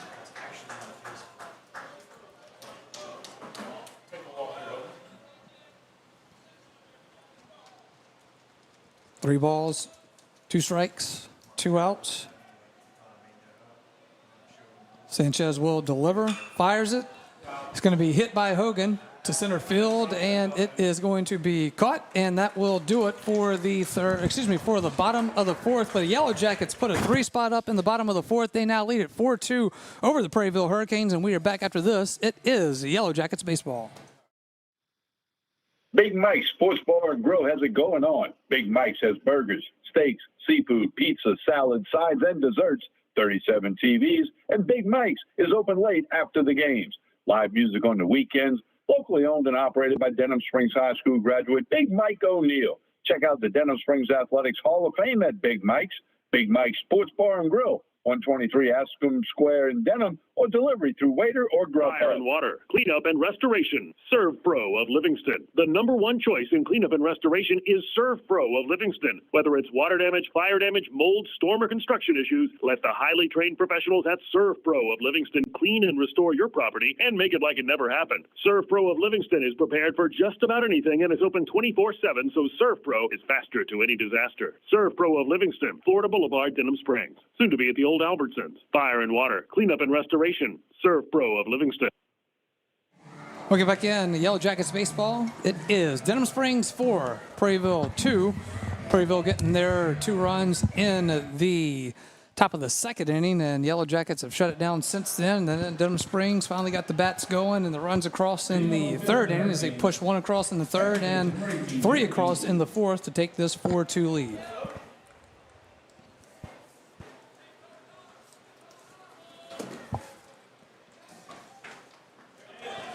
First pitch by Thibodeau going to be called strike one. Jacob Easley at the plate. He is a leadoff hitter for Prairieville. Here's a hit. Going to be in the gap on the right side, on the left side. And Easley will get to first easily. See what I did there? I see that.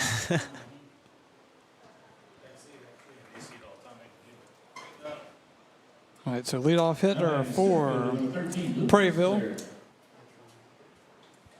gets to first here on the top of the fifth. Sends Gisclair to the plate. Center fielder who made the third out of the previous inning.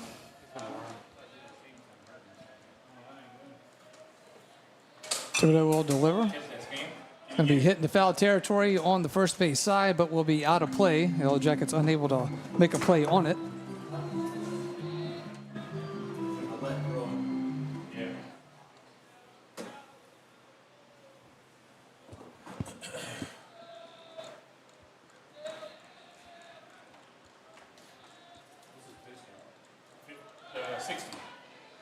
Thibodeau will throw it over to first. Easily back in time. It is no balls, one strike to Gisclair. Back to first base for the second time is Thibodeau, and Easley is back in time. Trying to keep him close, keep the double play in order. No balls, one strike. Here's the delivery to Thibodeau. Ooh, I thought it was a nice floater in. That was a strike in the previous innings. Oh, yeah. 1 ball, 1 strike.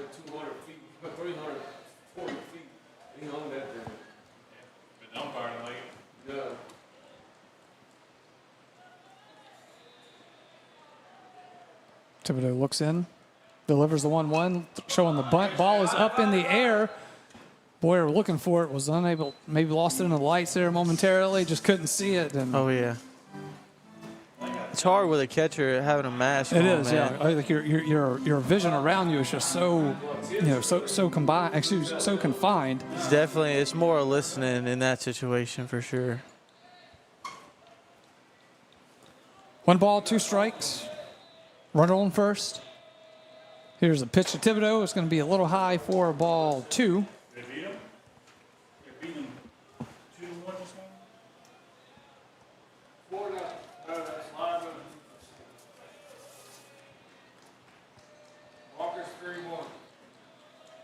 2 balls, 2 strikes. Thibodeau with the delivery. It's going to be inside, and again, looked like one that may have been good enough for a strike, but they call it ball 3. So it's 3 balls, 2 strikes with a full count now for Gisclair.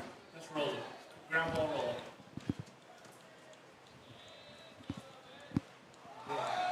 Here's a pitch going to be hit towards the shortstop. Landry made a move towards second, so the ball will get through.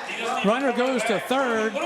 Ball is still being thrown around the diamond. It goes to first, and that will stop the runners at the corners now. So you got runners at first and third. As Landry was going towards second base, the ball went right through the gap. Had he been in position, right. Easy out. So that sends Easley all the way over to third. Gisclair is at first and sends Gautreau to the plate for Prairieville with no outs here in the top of the fifth. Thibodeau's pitch is going to be delivered, and that's going to be strike 1 on the inside corner. Double play still in order right now.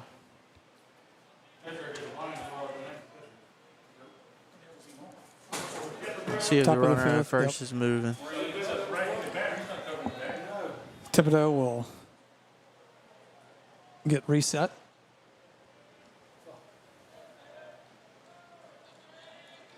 Here's the 0-1 pitch.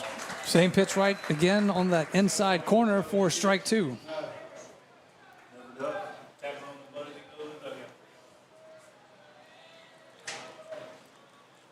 O2 count for Gautreau. Here's the 0-2 delivered. That one's going to be a little high for ball 1.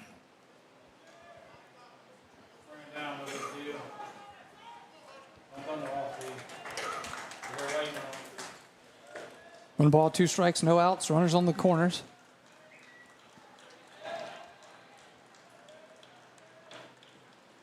Thibodeau rocks and fires it. Going to be chasing it is Gotros. He will hit it into foul territory. He's chasing it to the outside and will stay the count at 1 ball and 2 strikes.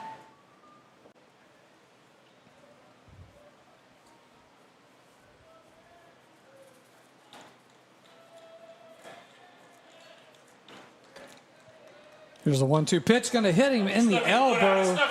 He stuck his arm out. Oh, yep. So he did. So they are going to call that he intentionally did not get out of the way. Coach Cowan not going to like that one. That's Gotro trying to really sell it here. For sure. Even though it hit on his pad over there. So I think they did think that he looked like he kind of leaned into it, right? Did, I mean, for sure. It was pretty clear cut from up here.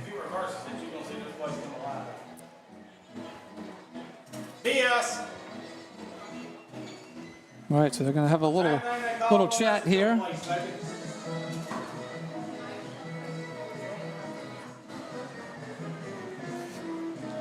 You know, and with Prairieville and Coach Cowan being his first year there, he came over from East Ascension, so obviously trying to fight for his guys here, and you know, with a team that is young and. For sure, so got to make a name for yourself. Yeah. So a little bit. They call the runner out because he had 2 strikes. I guess is the rule on that one. So that's interesting. Sends Ethan Pugh to the plate, so it is 1 out now for Prairieville. Runners on the corners. As Ethan Pugh will step into the box.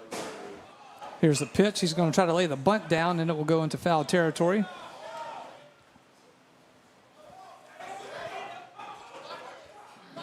Runners at first and third. 4-2 Yellow Jackets with the lead. I think they were trying to safety squeeze there.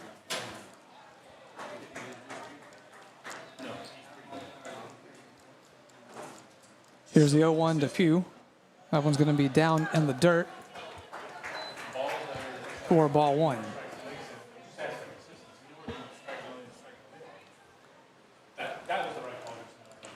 One ball, 1 strike, 1 out.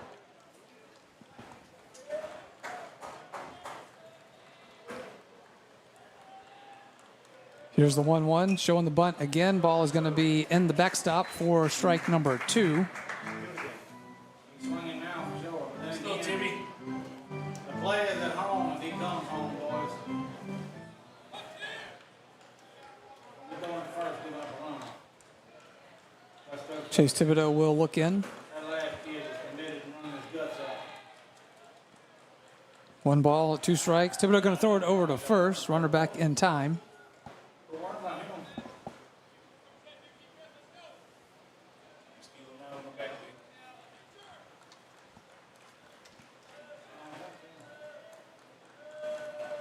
One ball, 2 strikes. Here's the delivery. That one's going to be in the backstop. Runner is coming. There's going to be a play at the plate, and runner is safe. Thibodeau thought he made the tag, but it will be a score for Prairieville, as that will be the runner getting into third from third on the pass ball. And it is 4-3 now. Yellow Jackets with the 1-run lead. 1 out here in the top of this 5th inning.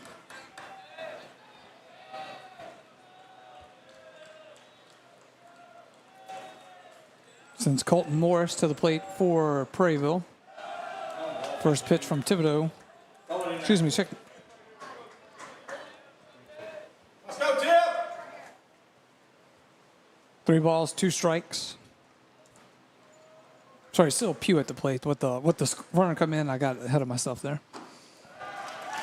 That's going to be full count and a ball pitched outside, so it will be a walk for Ethan Pugh, and he will get over to first base. So we got runners at first and second with 1 out.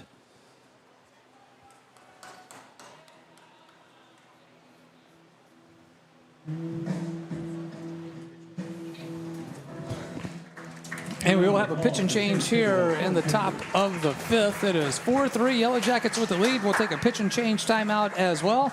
We are back after this. It is Yellow Jackets baseball. Denham Springs High School broadcasts on Family Radio 91.9 FM, on the net at johnfineproductions.com, and on YouTube at DS Jacket Vision, are brought to you in part by Duke Seafood and Steakhouse, Brandon Arishu with Smart Move Real Estate, Livingston Parish Clerk of Court Jason Harris, Hunt's Tire Pros and Car Care, Coconut Willie's Daiquiris, Machon and Associates, General Contractors, and Triton Outpatient Clinic. We thank you for your support and patronage of these local businesses. For all your flooring and carpet needs, it's Floor Store Carpet One. At Floor Store Carpet One, they offer prompt, quality personal service. They'll take care of you right away. The Floor Store Carpet One has an extensive product line: wood, carpet, plastic laminate, ceramic tile, natural stone, countertops, and showers. The Floor Store Carpet One also carries luxury vinyl tile, which many customers rave about, serving the community since 1984. The Floor Store Carpet One, 1/2 mile from the Amite River Bridge on Florida in Denham Springs. If you're a small business owner in the Denham Springs area, think about everything you need to help your business succeed. You need a plan, happy customers, steady cash flow, and an insurance agent that gets you. State Farm agent Brandy Robertson runs a small business in the Denham Springs community area too, and she understands the unique needs of local business owners. She will make it easy to choose the right protection at the right price, because one thing you don't need is insurance stress. Call State Farm agent Brandy Robertson for your small business needs. Like a good neighbor, State Farm is there. Welcome back in. It is Yellow Jackets Baseball. It is Family Radio 91.9 FM. It is on the web at johnfineproductions.com. It is streaming live on YouTube at DS Jacket Vision. If you are there watching, please give that a subscribe. Quick reminder as well, we will be here tomorrow night for Denham Springs and Walker to start that game one of a two-game series. So it'll be one game here at Walker, and then they'll play again Saturday at, Walker here tomorrow, and they'll play at Walker on Saturday. Softball, Darren Ferrente and Coach David Bork will take to the airwaves for softball versus Prairieville. That is at 10 a.m. first pitch, 9:30 Sporting Center Yellow Jackets warm up. Did I get that right, Darren? Yes. Okay, good. Thank you. First pitch, it is Chase Millette coming in for the Yellow Jackets.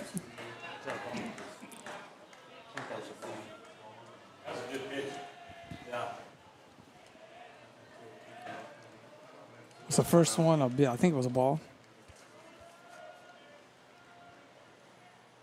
Second pitch going to be a little low. Ball 2. I think first one was a ball, right? Yes. Okay.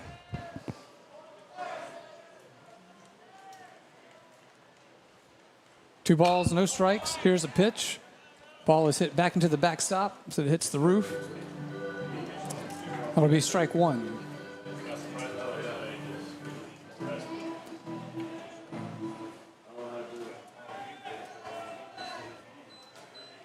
Two balls, one strike.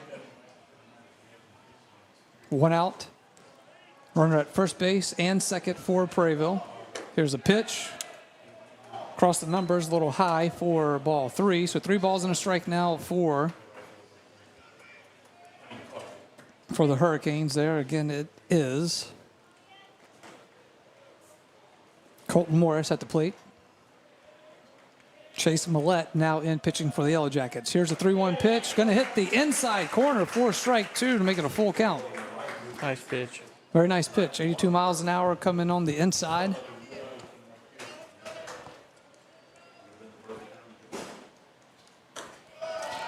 Here is the payoff pitch. Going to be ball 4. And that will send Pugh down to, that'll send Morris down to first base. Now batting number 23, Robbie Bonville.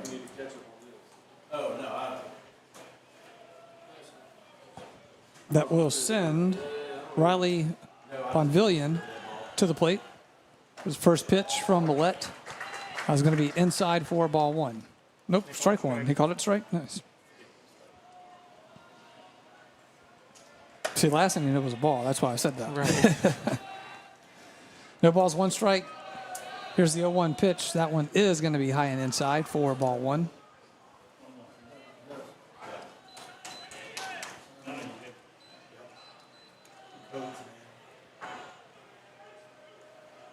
One ball, 1 strike. Runners on the corners.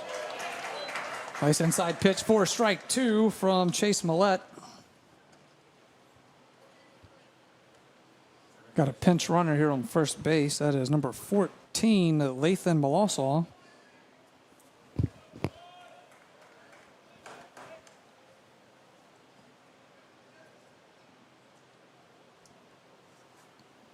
One ball, 2 strikes, 1 out. I think Prairieville trying to put some wheels on first base over there.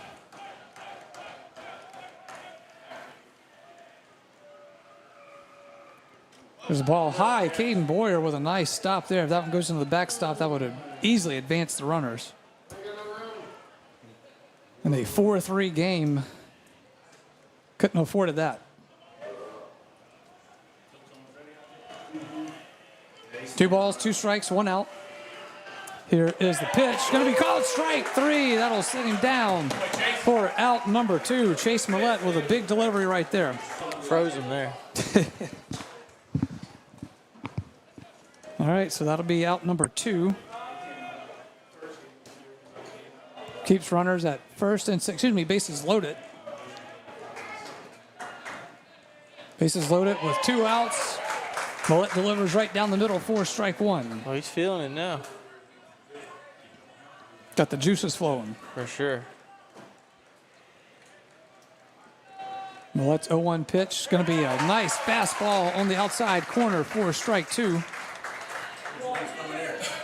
See if he can finish him off right here.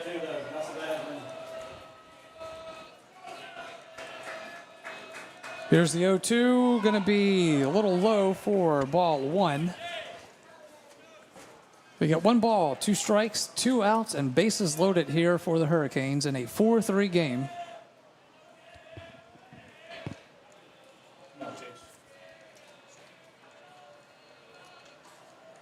Here's a 1-2 delivery. Going to be called low for ball 2. 2 balls, 2 strikes. 2 outs here. Chase Millette in relief trying to end this inning here for the Yellow Jackets.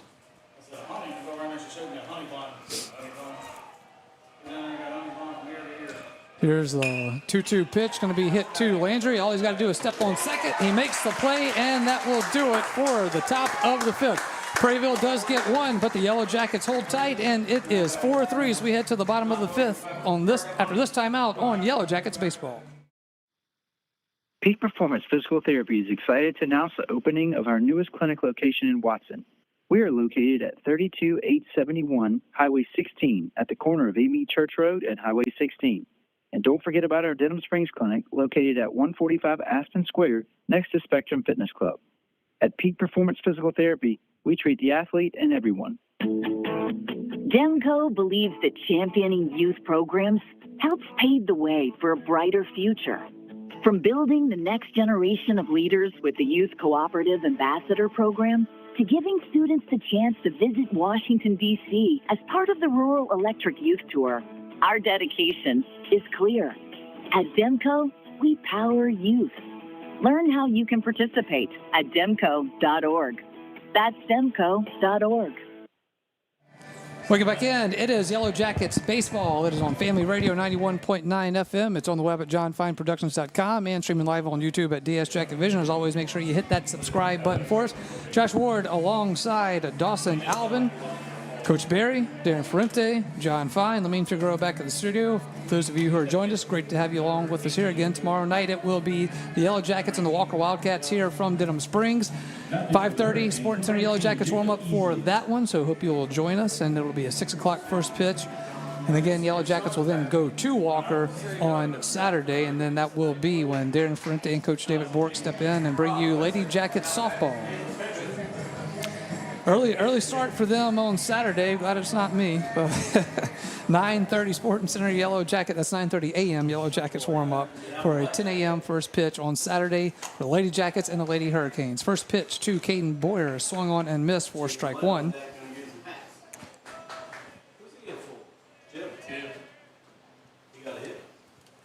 New pitcher for Prairieville. It is the first baseman, Easley.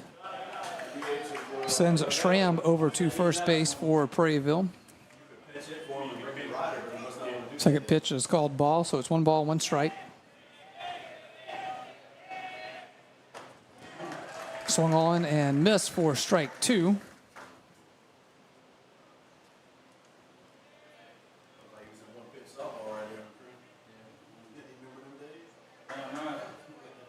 4-3 Yellow Jackets with a 1-run lead here in the bottom of the 5th.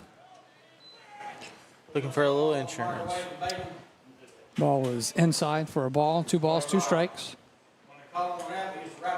Boyer now in this leadoff spot for this bottom of the 5th. They're going to check the call, and they're going to call it strike 3. First, home plate umpire checked with first base, and they said he went around, and that is out number 1 for the Yellow Jackets as Boyer will go down somewhat swinging. I think that one had to be on the pitch. I didn't see his bat move off of his shoulder. Did you? I did not. So that's what, nonetheless, sends Chase Thibodeau to the plate. No, excuse me. That is going to be, let's see, Chase Millette. Yeah, sorry. They made the change there. So Chase Millette will now be batting in the 6th hole.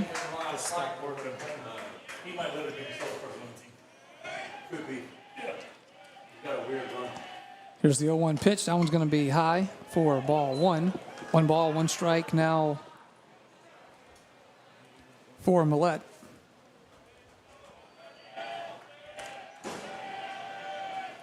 Here's the 1-1. Ball 2.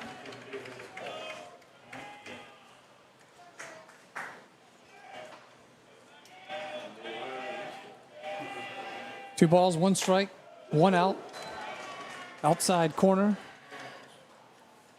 Going to put Millette ahead in the count. 3 balls to 1 strike.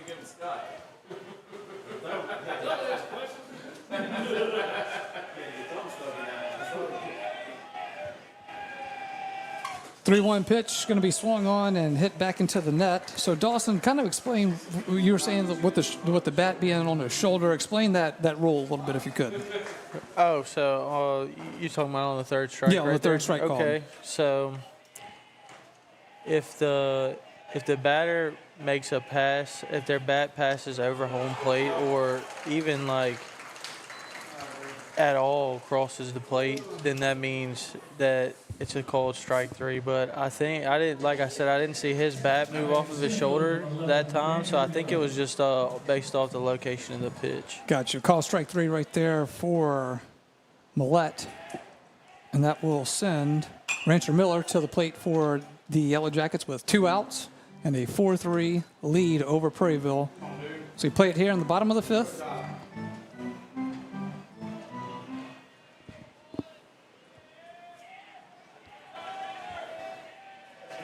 Here's the 0-1. Going to be high and inside for ball 1. 1 ball, 1 strike. 2 outs now here for the Yellow Jackets. Nobody on. 1-1 is delivered. It is going to be hit into right field. That is going to be a stand-up single there for Rancher Miller, as he just put that one on a rope out into right field, and nobody was able to get to that one, and Yellow Jackets got a runner on now with 2 outs. Sends Gabe Looks like White. a pinch runner. Got a pinch runner as well, yeah, because he is. Who are they sending in? 21? 21. Let's see, let me get that number here for you. That is Colton Hogan coming in for Denham Springs. Pinch runner for Hogan. He will go to first base now. Gabe White at the plate for the Yellow Jackets with 2 outs.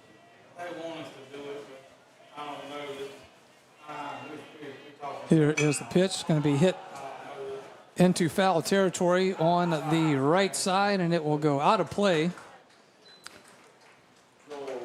for strike 1.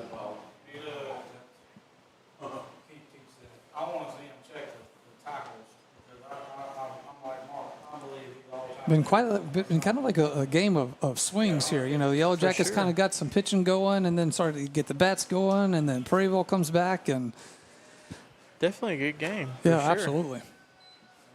They did it just for us, Dawson. Yeah, right. 1 ball, 1 strike now for White.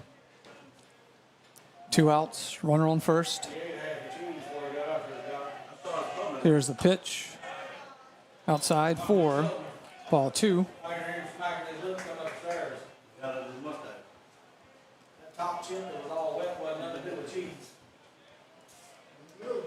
2 balls, 1 strike, 2 outs. Pitch on the outside corner, going to be called strike 2. That'll get the crowd a little They're going. definitely not happy about that one for sure.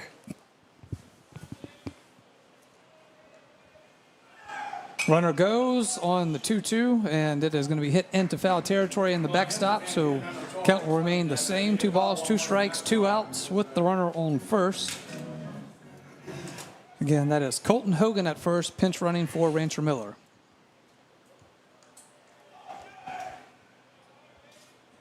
Easley will look in. Delivers the 2-2, runner goes. The ball is going to be hit into foul territory again, and that will go out of play. And we'll do it again.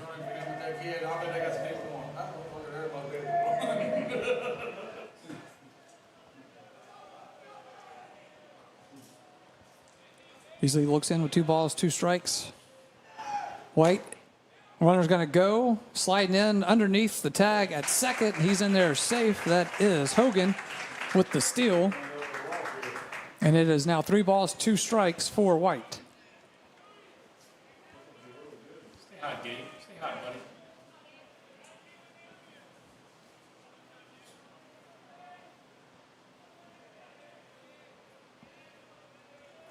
Payoff pitch on the way, and it is going to be high and inside for a ball 4. That will send Gabe White.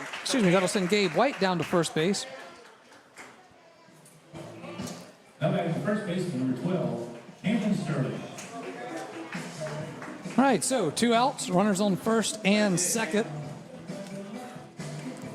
And coming to the plate is Sterling for the Yellow Jackets.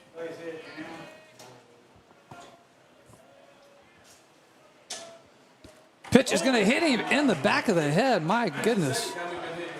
Was that intentional, Blue? And he is not happy about that. Coach Sutterdall coming out to check on his player. He forcefully threw that bat back towards the dugout. A little frustration there, no doubt. I don't think anybody likes getting hit in the head. I don't think so. I was gonna ask you, Dawson. Is that ever an easy feeling? Rings your bell a little bit, man, for sure. All right, so bases are now loaded for the Yellow Jackets, and that will send them to the top of the lineup. As Matthew Lewis will come to the plate. All right, so you got bases loaded, 2 outs, but you're at the top of the lineup here. I think you're telling them to just keep it simple, man. Yeah, just, hey, don't try to overdo it. Just Right. nice, clean swing. Make the defense work, man. That's right. Or just hit it in the gap. Right. That always works. Lewis, first pitch to him will be inside for ball 1.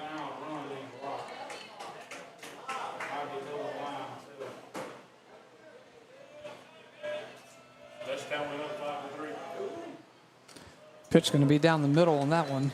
Just maybe hit that outside corner, but going to be strike 1 against Matthew Lewis. Outfield's a little shallow. You put something in the gap right now, it's going to roll for days. There's the 1-1 pitch. Ball's going to be hit into the air. It's in foul territory, and Prairieville unable to make a play on that one as it goes out of the field of play. So it'll be 1 ball, 2 strikes with the 2 outs. People would call me crazy, but them not expecting it. I'm leaving to push it up the first base line and let them make it. Try it. 1 ball, 2 strikes, 2 outs to Lewis. No. Easley will deliver. That ball is going to be high and inside for ball 2.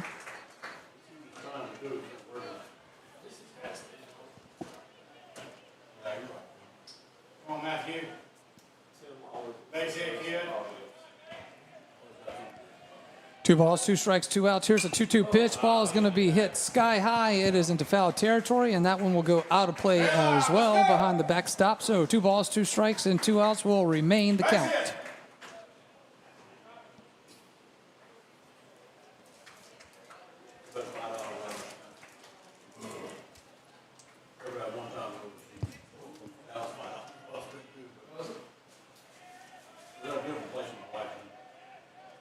Here's the 2-2 pitch on the way. That one's going to be inside, and Getting awfully closer to those batters there, Dawson.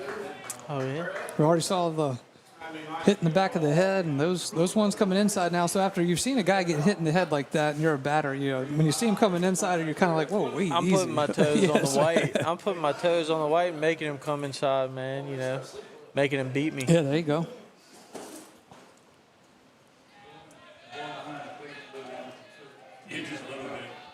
Here's the payoff pitch, going to be outside for ball 4. That'll send Matthew Lewis down to first base, and it is bases loaded for the Yellow Jackets with 2 outs now. And I'd say with 90% of the time, you got your feet on the white. Bases loaded. He's not trying to hit you right now. So. All right, number 5, Kataya will come to the plate now for the Yellow Jackets with 2 outs and bases loaded. Here's the pitch. First one going to be high for ball 1.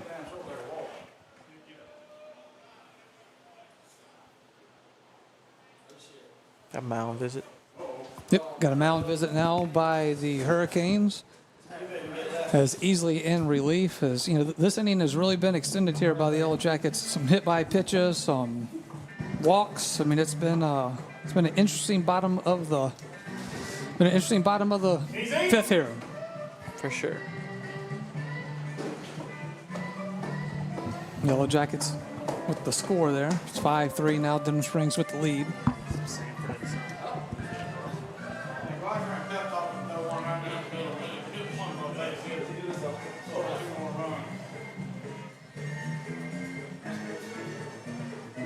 All right, so we'll get back to action here. 5-3 Yellow Jackets with the lead now, bottom of the 5th.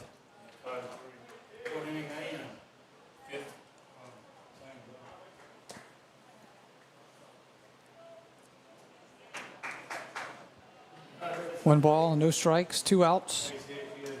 Bases are loaded. Here's a pitch going to be outside for ball 2.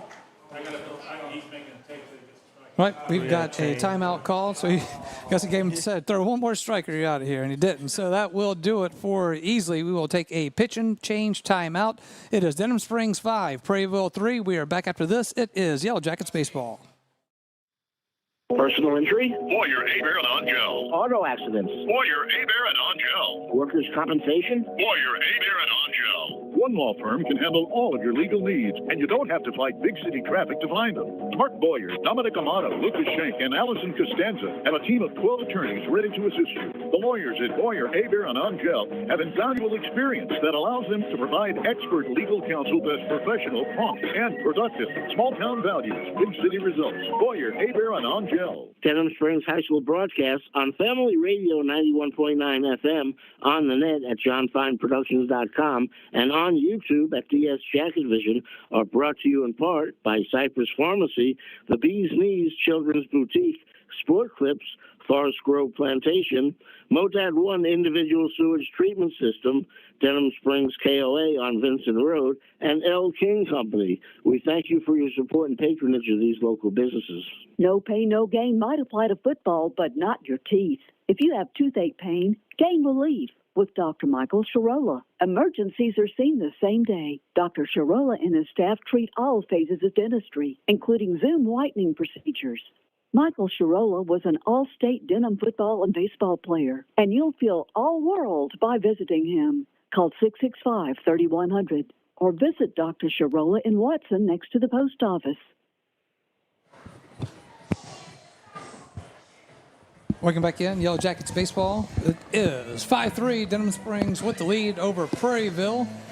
And at the bottom of the 5th inning, so Dawson, we were cruising along for a while there, and this game's kind of slowed down to a crawl almost. I know, man. It's the, but hey, I think it's the pitching changes. It's been that. It's the mound visits. It's been this extended bottom of the 5th here. Right. But hey, we're at the baseball field. Which is not necessarily a bad thing. It's not. You know. All right, so it will be a new pitcher here. That is Gavin Hartzog for the Prairieville Hurricanes. Hartzog, just a freshman coming in. And a pretty tough spot here with bases loaded. Ball going to be outside called for ball 3, so 3-0. Excuse me, 3 balls and no strikes and 2 outs. Make Hartzog deliver here, and he does not as he throws it to the outside. That is ball 4. That will walk another runner in for the Yellow Jackets. It is now 6-3, Denham Springs with the lead. Sends shortstop number 4, Jace Landry, to the plate now for Denham Springs. I think if you're Landry, you just got to be patient here, man. He's all over the place. They can't really find the strike zone right now. It's got to be tough to be a freshman coming in this spot. Definitely. Landry puts a bat on it, going towards center field. It is going to be caught, and that will be the 3rd out to end this inning. Yellow Jackets put up a 2-spot in this one. They lead it 6-3 over Prairieville as we head to the top of the 6th. After this timeout, it is Yellow Jackets baseball. Involves the phrase, I'll get around to it someday.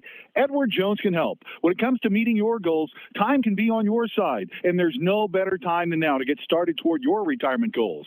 Edward Jones Financial Advisors Scott Landry and Sims White can help. Stop by their office at 179 Del Orleans. That's Scott Landry and Sims White at Edward Jones, 179 Del Orleans, right across from the post office. Edward Jones, making sense of investing. Member SIPC. Demco believes that championing youth programs helps pave the way for a brighter future. From building the next generation of leaders with the Youth Cooperative Ambassador Program to giving students the chance to visit Washington, D.C. as part of the Rural Electric Youth Tour, our dedication is clear. At Demco, we power youth. Learn how you can participate at demco.org. That's demco.org. Welcome back in. It is Yellow Jackets baseball here from Denham Springs. It is Denham Springs 6, Prairieville 3. As the Yellow Jackets have taken the lead over Prairieville, and Prairieville jumped out 2-0 in the 2nd inning, and then since then it's been pretty much all Denham Springs. Prairieville would pick up 1 in the 5th. The Yellow Jackets would score 3 in the 4th, 2 in the 5th, and we head to the top of the 6th here. So some pitching kind of started to run short for Prairieville there towards as this one kind of went on.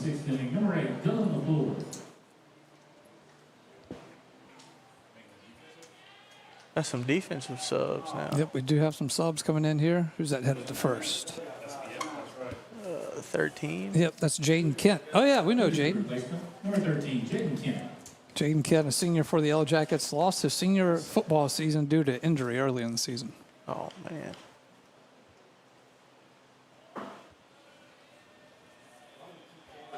Hate to see that, man. Yeah, it's tough, but he was able to rehab and get out of here for baseball, which is good to see. Always, man.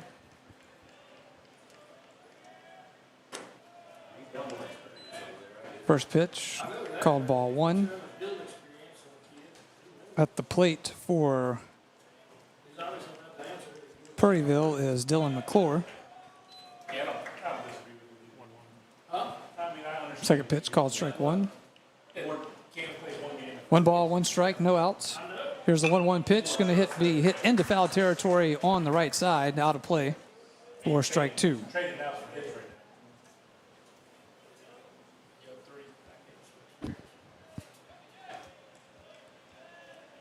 1-2 pitch.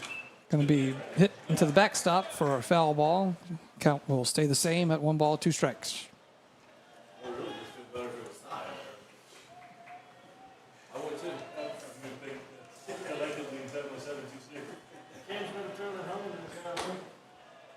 There's a 1-2 pitch. That one's going to be high over the head of McClure for ball number 2. So it's 2 balls, 2 strikes. Millette in at relief at pitching for the Yellow Jackets. Here's a 2-2. It'll be called just a bit high for ball 3. Making a full count now for McClure.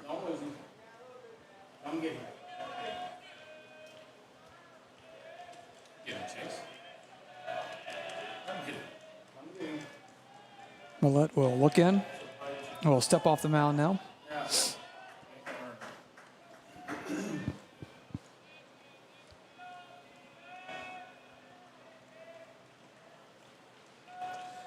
Three-two pitch on the way. It is going to be hit into the net.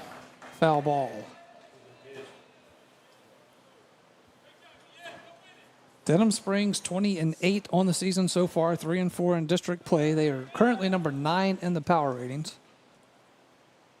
Third in district, right? Yep, third in district. Prairieville 15-12 overall. They are 2-7 in district play. As we mentioned, Prairieville being their first year open as their first year in varsity baseball here. So Cade Cowan is 15-12 at Prairieville, and as we know, Coach Kyle Settertall in his first year here at Denham Springs, 20-8 thus far.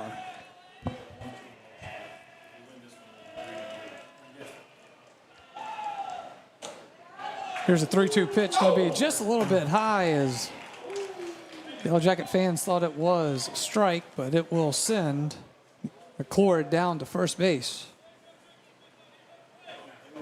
And will send in Ashton Riviera, the right fielder.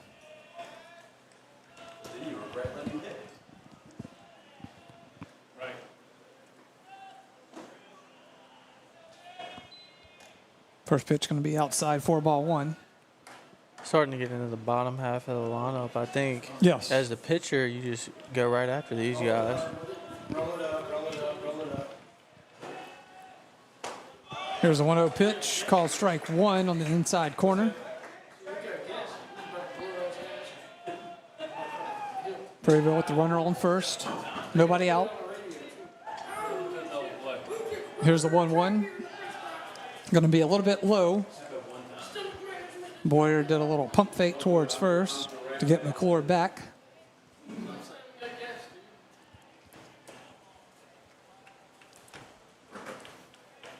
Two balls, one strike. 2-1 on the way, going to be hit towards third base. That is going to be in foul territory. So that will even up the count at 2 balls and 2 strikes.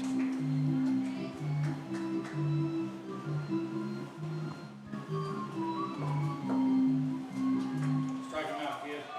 2 balls, 2 strikes now to Riviera. Ground ball, 6-4-3.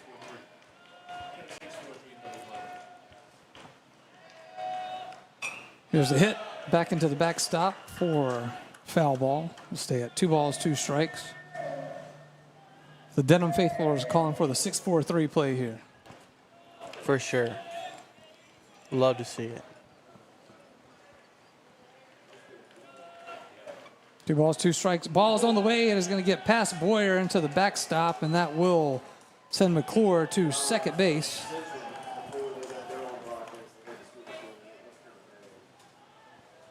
To McClure will get to second on a pass ball. Count is full at 3 balls and 2 strikes. Nobody out.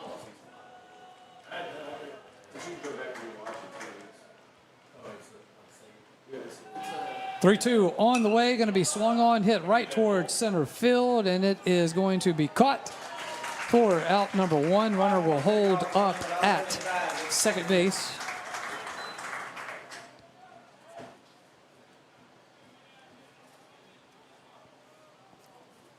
Katoya making the catch in center field. No, excuse me, that was Ranger Miller.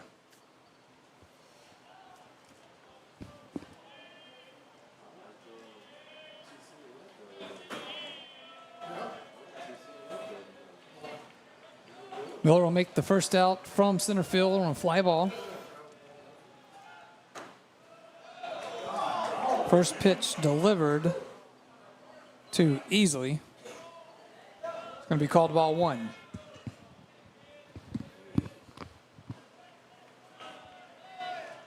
One-0 pitch on the way. Inside, hits the corner for strike 1. There was 2 inches to the left.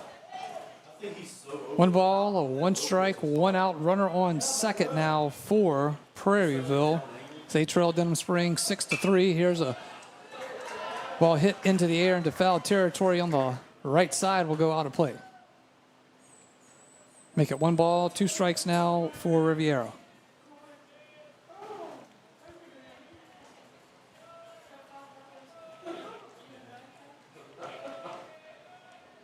Swung on and missed for strike 3.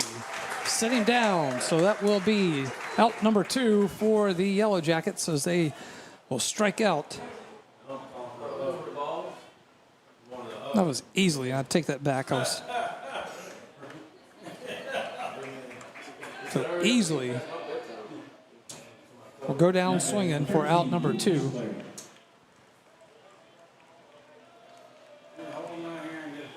Luke Gisclair now at the plate for Prairieville. Here's a pitch down the middle, strike 1.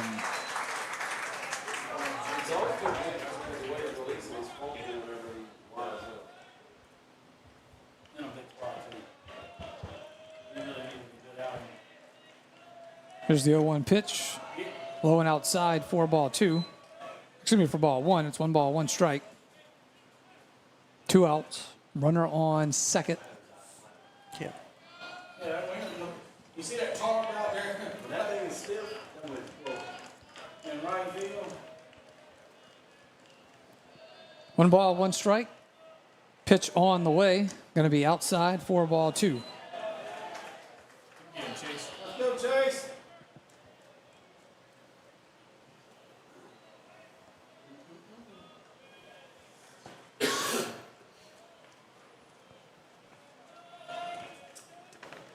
Two balls, 1 strike. Millette will deliver. That one's going to be high and inside for ball 3. 3 balls and 1 strike. 2 outs. Yellow Jackets trying to get out of this one. Playing at the top of the 6th inning here, and Yellow Jackets with a 3-run lead over Prairieville. 3-1 pitch on the way. Half swing, hits the end of the bat, goes into the net for foul ball and make it a full count. 3 balls and 2 strikes. Big pitch right here. Yep, absolutely. Get out of this inning with a full count. See if you can get him to chase something. Swung on it and missed. Got him swinging on strike 3, and that will do it for the top of the 6th. No runs for Prairieville. They leave a runner stranded on second, and we will head to the bottom of the 6th inning with Denham Springs 6, Prairieville 3. Back after this, it is Yellow Jackets baseball. Big Mike's Sports Bar and Grill has it going on. Big Mike's has burgers, steaks, seafood, pizza, salad, sides, and desserts.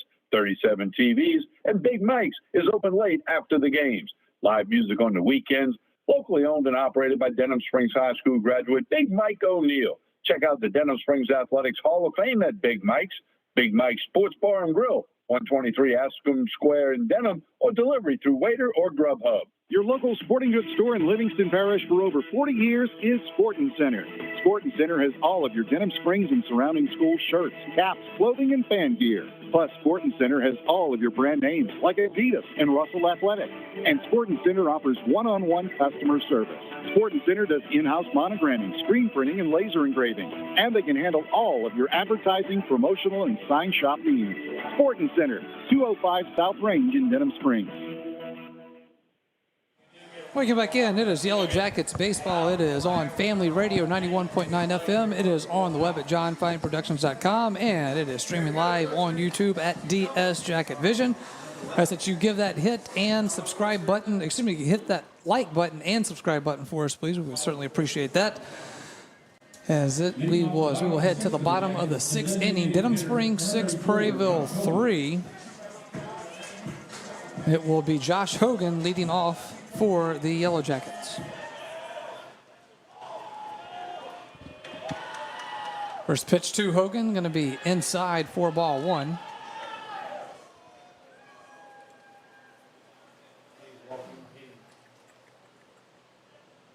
There's a 1-0, going to be a nice hit, but right to the second baseman, who will make the play over to first for out number 1. Now batting to catcher number 18, Caden Boyer. Sends Caden Boyer to the plate for the Yellow Jackets, playing catcher tonight.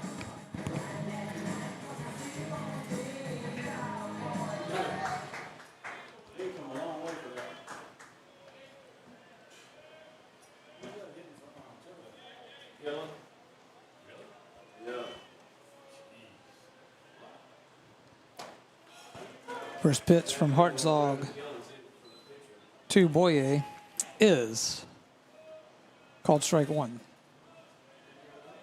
Here's the 0-1 on the way. Going to be high for ball 1. 1 ball, 1 strike.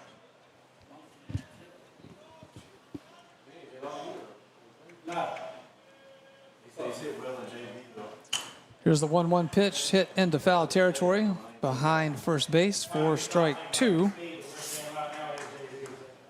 It'll be 1 ball, 2 strikes, 1 out.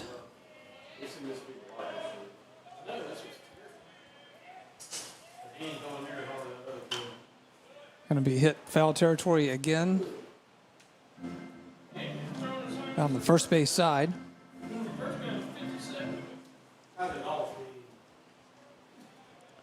Count will remain the same at 1 ball, 2 strikes. This one is going to be ripped towards the wall. It is going to come down in left field. That is going to be a stand-up double. And a nice hit right there. I mean, what a shot right there by Caden. Second one of the night. That's right. Yeah, that's right. What inning was that? That he had that. Second. Second. Yeah. Third. It was the third. Yep. All right. So a double there for Caden.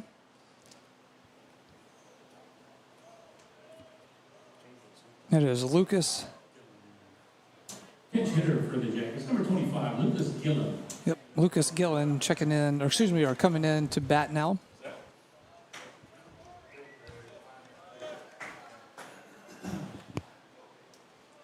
One out here in the bottom of the 6th, Yellow Jackets 6, Prairieville 3.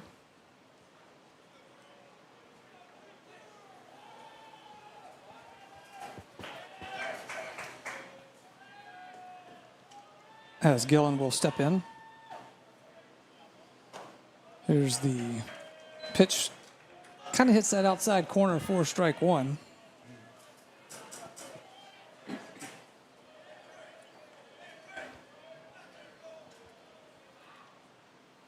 Ball going to be inside as Gillen takes a swing at it. We will have gotten a piece of it, so it'll be a foul ball. Strike 2.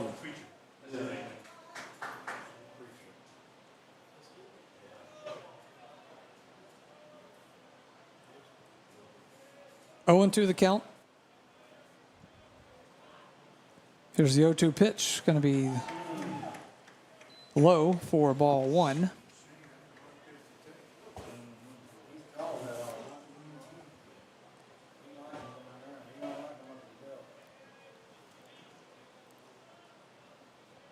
One ball, 2 strikes, 1 out. Runner on second for the Yellow Jackets.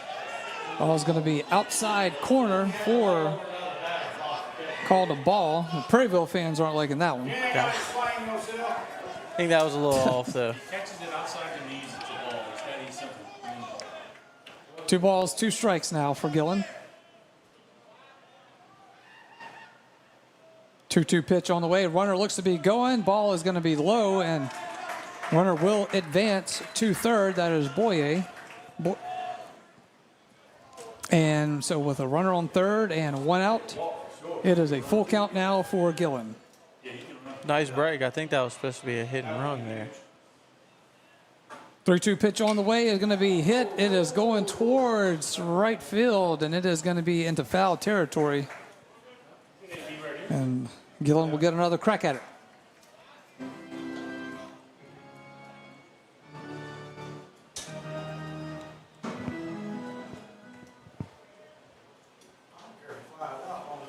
Payoff pitch coming up yet again for Gillen.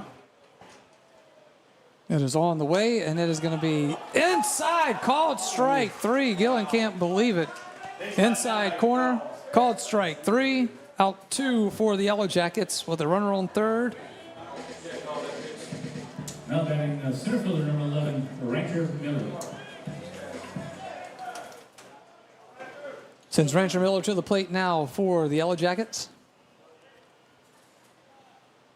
Pitch to Miller is inside, strike 1. So if you're sitting there in the taking your practice swings, you got to know the umpire's been calling that one. Right, I say that sure. He called it in the previous batter, but different inning could be a little different.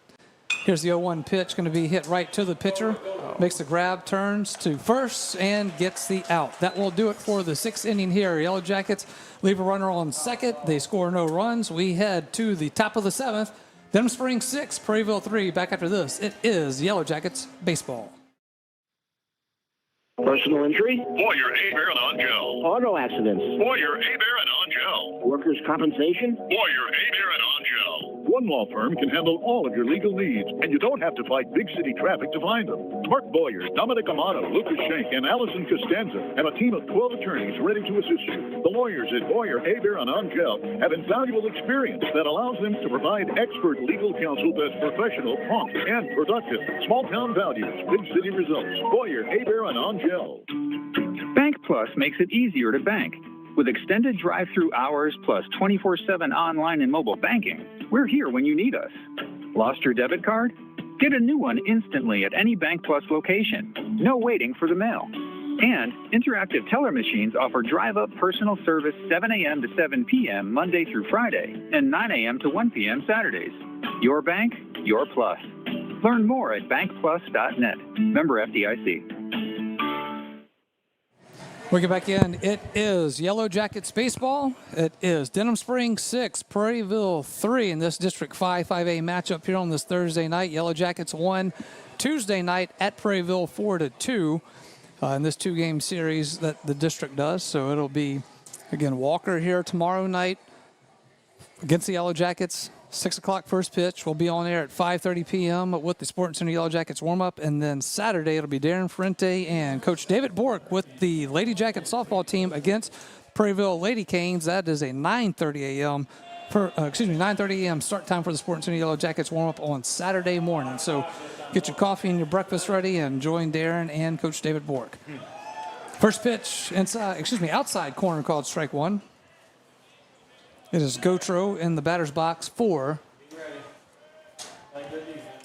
the Hurricanes as we play it in the top of the seventh here. Ball to the second baseman, over to first for out number one. Blaze Bergeron. Wait, who's that? Matthew Lewis. I'm sorry, I saw the 8. Yeah. Matthew Lewis in for Denham Springs.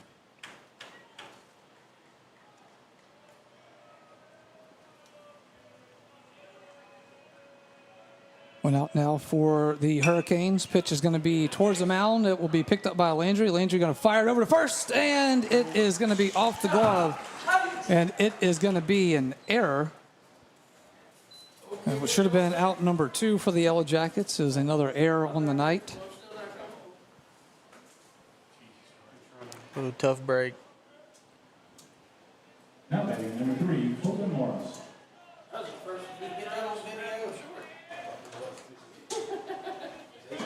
All right, so one out in here for the Hurricanes. As Ethan Pugh will come up to the plate. Runner on first base now. Pitch is delivered. Called strike one.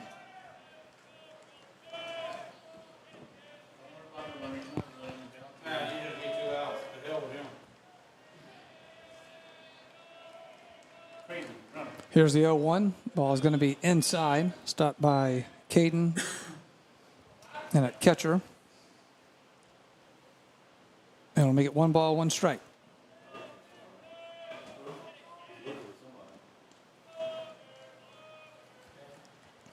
Here's the pitch. Going to be high and a little outside as runner will stay at first.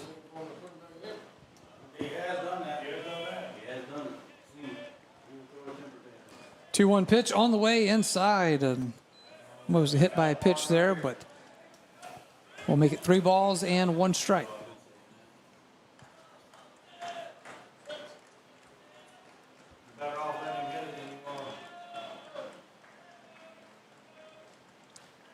Three 3-1 pitch on the way, going to be high and inside, 4 ball 4, and that will walk the runner. Because Morris will head down to first base. So runners on first and second now with 1 out. 6-3. Yellow Jackets with the lead.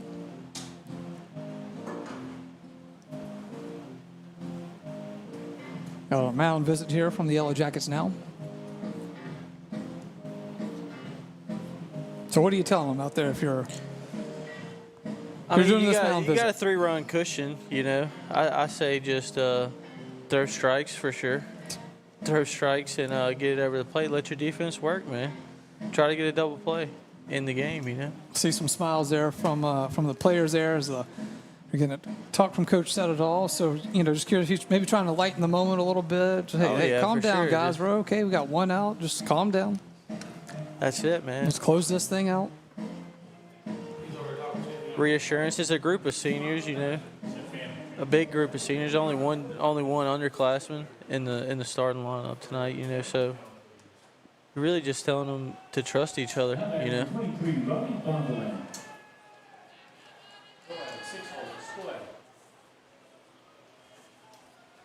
Relax is the main thing for sure.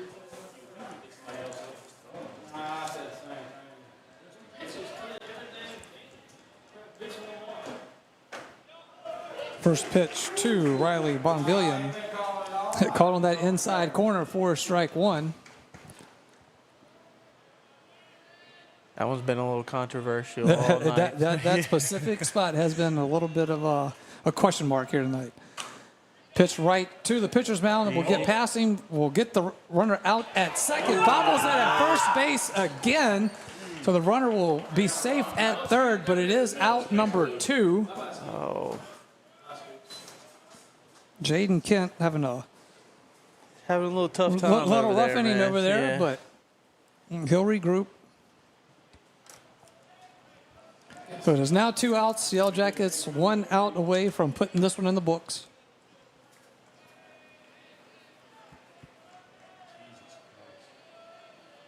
Still not a big deal. No run scored, you know. Runner stranded at third right now. Excuse me, runner at the corners at first and third. First pitch, ball 1.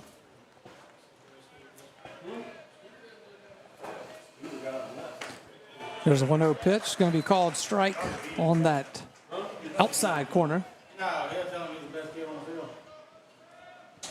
1 ball, 1 strike, 2 outs.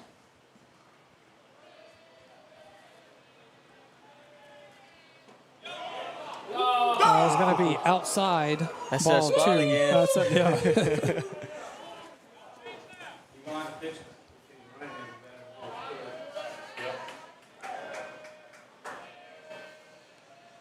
2-1 count. Pitch on the way. Yes, it is that same spot. Lord. And it is 2 balls, 2 strikes now. So 2 balls, 2 strikes, 2 outs, 2 runners on at the corners. The Yellow Jackets trying to close this one out. Yeah, there you go. Here's the pitch, going to be high for ball 3, and that will make it a full count. 3 balls, 2 strikes.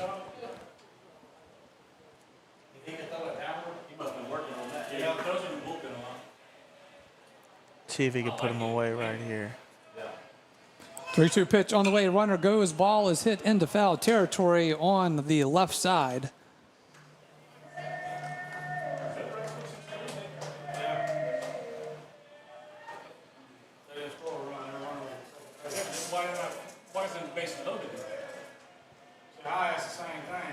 Payoff pitch on the way yet again. With 2 outs. Here it is. Runner goes. Ball is going to be called ball 4. Guess that one was a little low. Looked awfully similar to some of the ones we had seen here just a minute ago. But you know what? I'm not into arguing here tonight. All right, so it will be bases loaded now for Prairieville. 4-6. Be ready over here. Yellow Jackets with the 2-run lead now. There's a pitch right down the middle, strike 1. Makes it a little easier on the defense. Force it in your bag, you know. Yes. So a walk wasn't the worst thing that could have happened right there.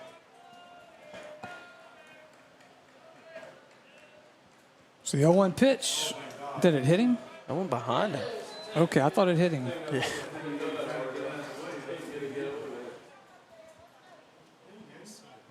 Pinch runner? Yep, think so. It's number 21, Parker Faced, coming in.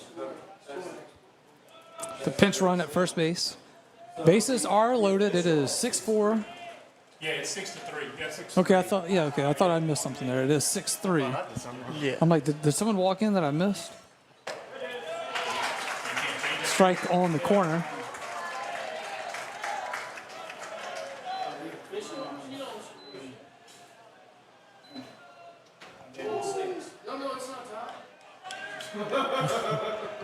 Here's the 1-2 pitch. Going to be low and outside. 2 balls, 2 strikes. I didn't realize he touched the bag at second base. Yeah. But if you go, how far do you go before it goes back around? 9? Oh, it goes all the way 99.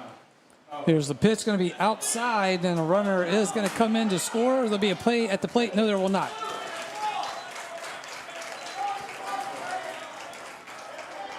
So Prairieville will get a run in. And it'll be 6-4. Now it'll be 6-4. I don't know if so there's a little controversy here about second base, I think. Not really too sure of the rule on that one.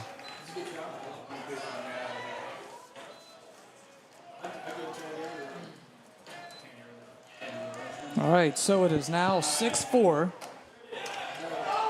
Ball is going to be outside. They're going to check it on the infield umpire. He is going to say no swing. Sedetall a little fired up over there for his team.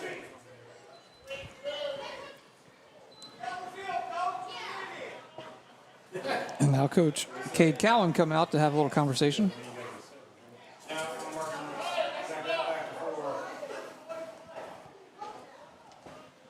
I'm not sure what all though. I know Sedetall was arguing the swing. Yeah, I think So he was. So I think they're trying to get the count reset too. Yeah. It is 6-4. Here's the score. Yellow Jackets with the lead. It is 2 balls, 2 strikes. Now it's full count? Okay, full count.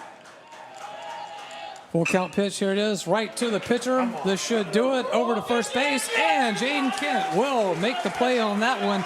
And that will do it for this one. As a game that kind of saw some flows up and down. It is a Yellow Jackets win, making it a Bank Plus win. And you can win, as the Jackets did, by visiting Bank Plus for all of your personal and business financial needs. That is Bank Plus, 822 South Range Avenue in Denham Springs. So your final here, Denham Springs 6, Prairieville 4.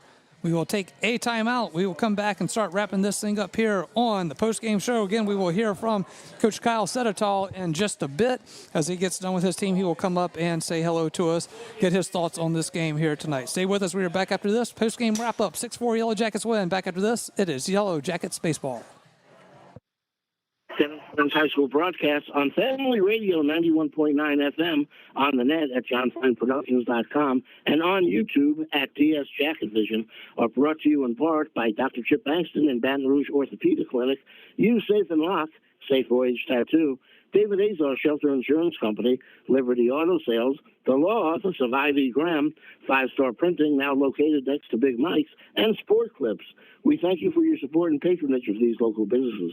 For all your flooring and carpet needs, it's Floor Store Carpet One. At Floor Store Carpet One, they offer prompt, quality personal service. They'll take care of you right away. The Floor Store Carpet One has an extensive product line: wood, carpet, plastic laminate, ceramic tile, natural stone, countertops, and showers. The Floor Store Carpet One also carries luxury vinyl tile, which many customers rave about, serving the community since 1984. The Floor Store Carpet One, 1/2 mile from the Amite River Bridge on Florida in Denham Springs.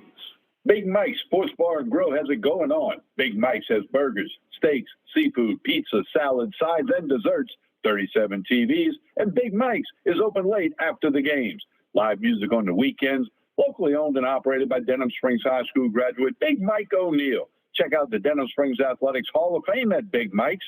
Big Mike's Sports Bar and Grill, 123 Ascom Square in Denham, or delivery through Waiter or Grubhub. Your local sporting goods store in Livingston Parish for over 40 years is Sportin' Center.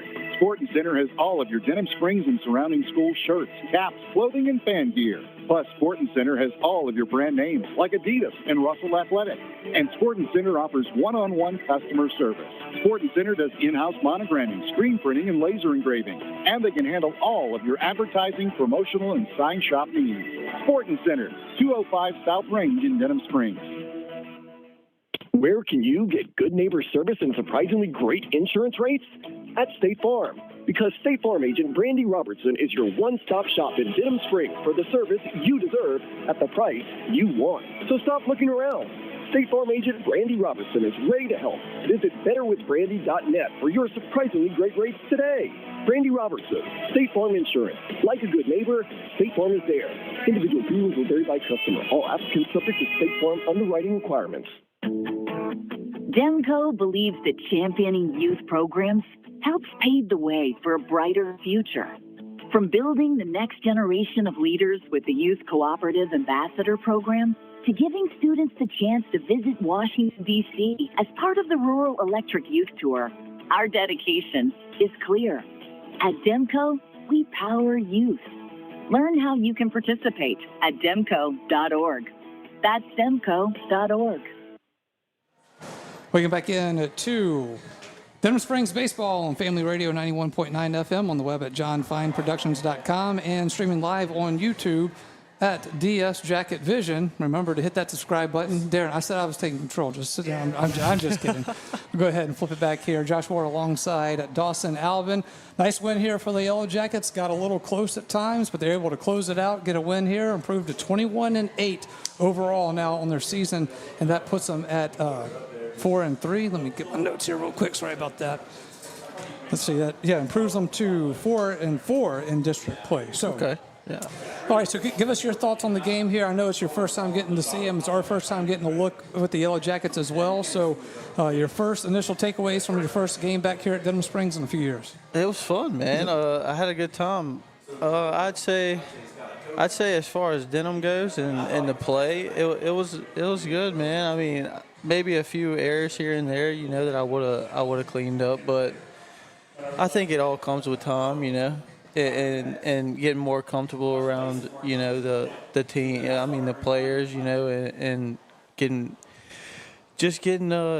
back in the swing of things right before playoffs. Trying to get everything, honed in and focused on one thing. So what is the mindset in the team going into the playoffs? You have this week left, and then you have your slate next week of games, which will mostly be on the road. You've got one regular season game to end it here against Santa Mall, but you have to go on the road here, and going on the road in district, as you know, is not an easy thing to do. For sure. Like I said, I mean, just eliminate like the little mistakes, the little things.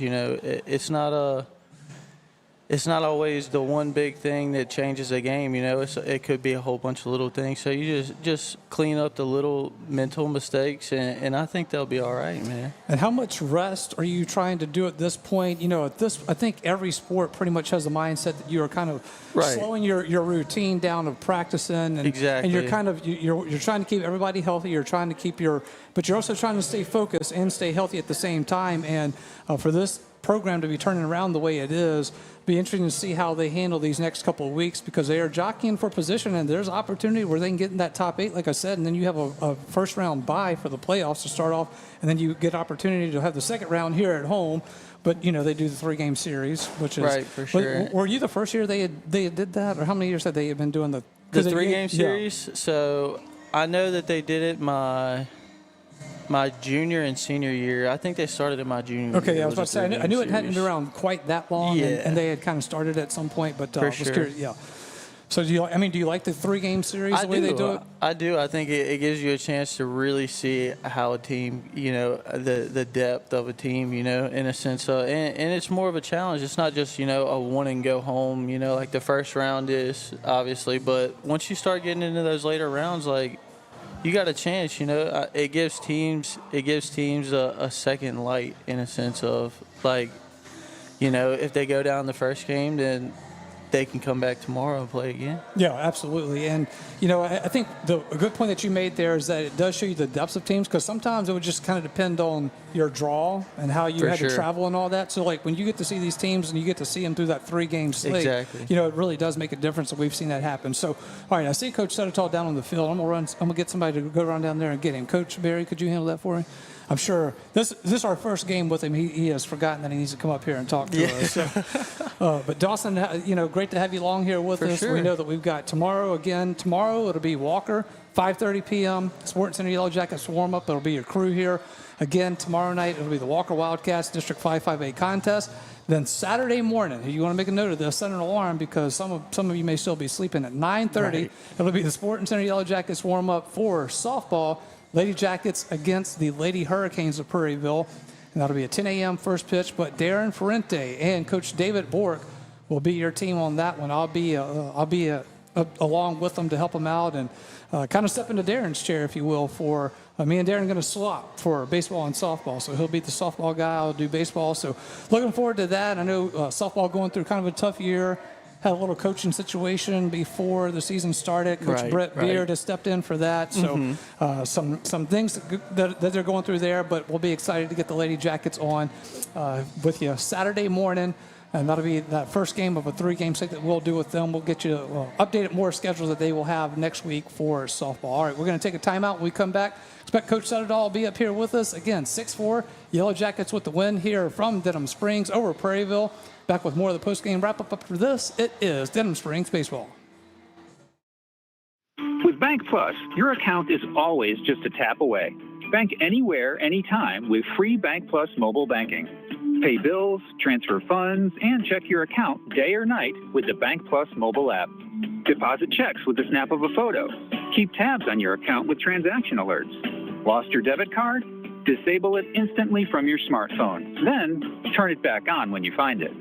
Your bank, your plus. Learn more at bankplus.net. Member FDIC.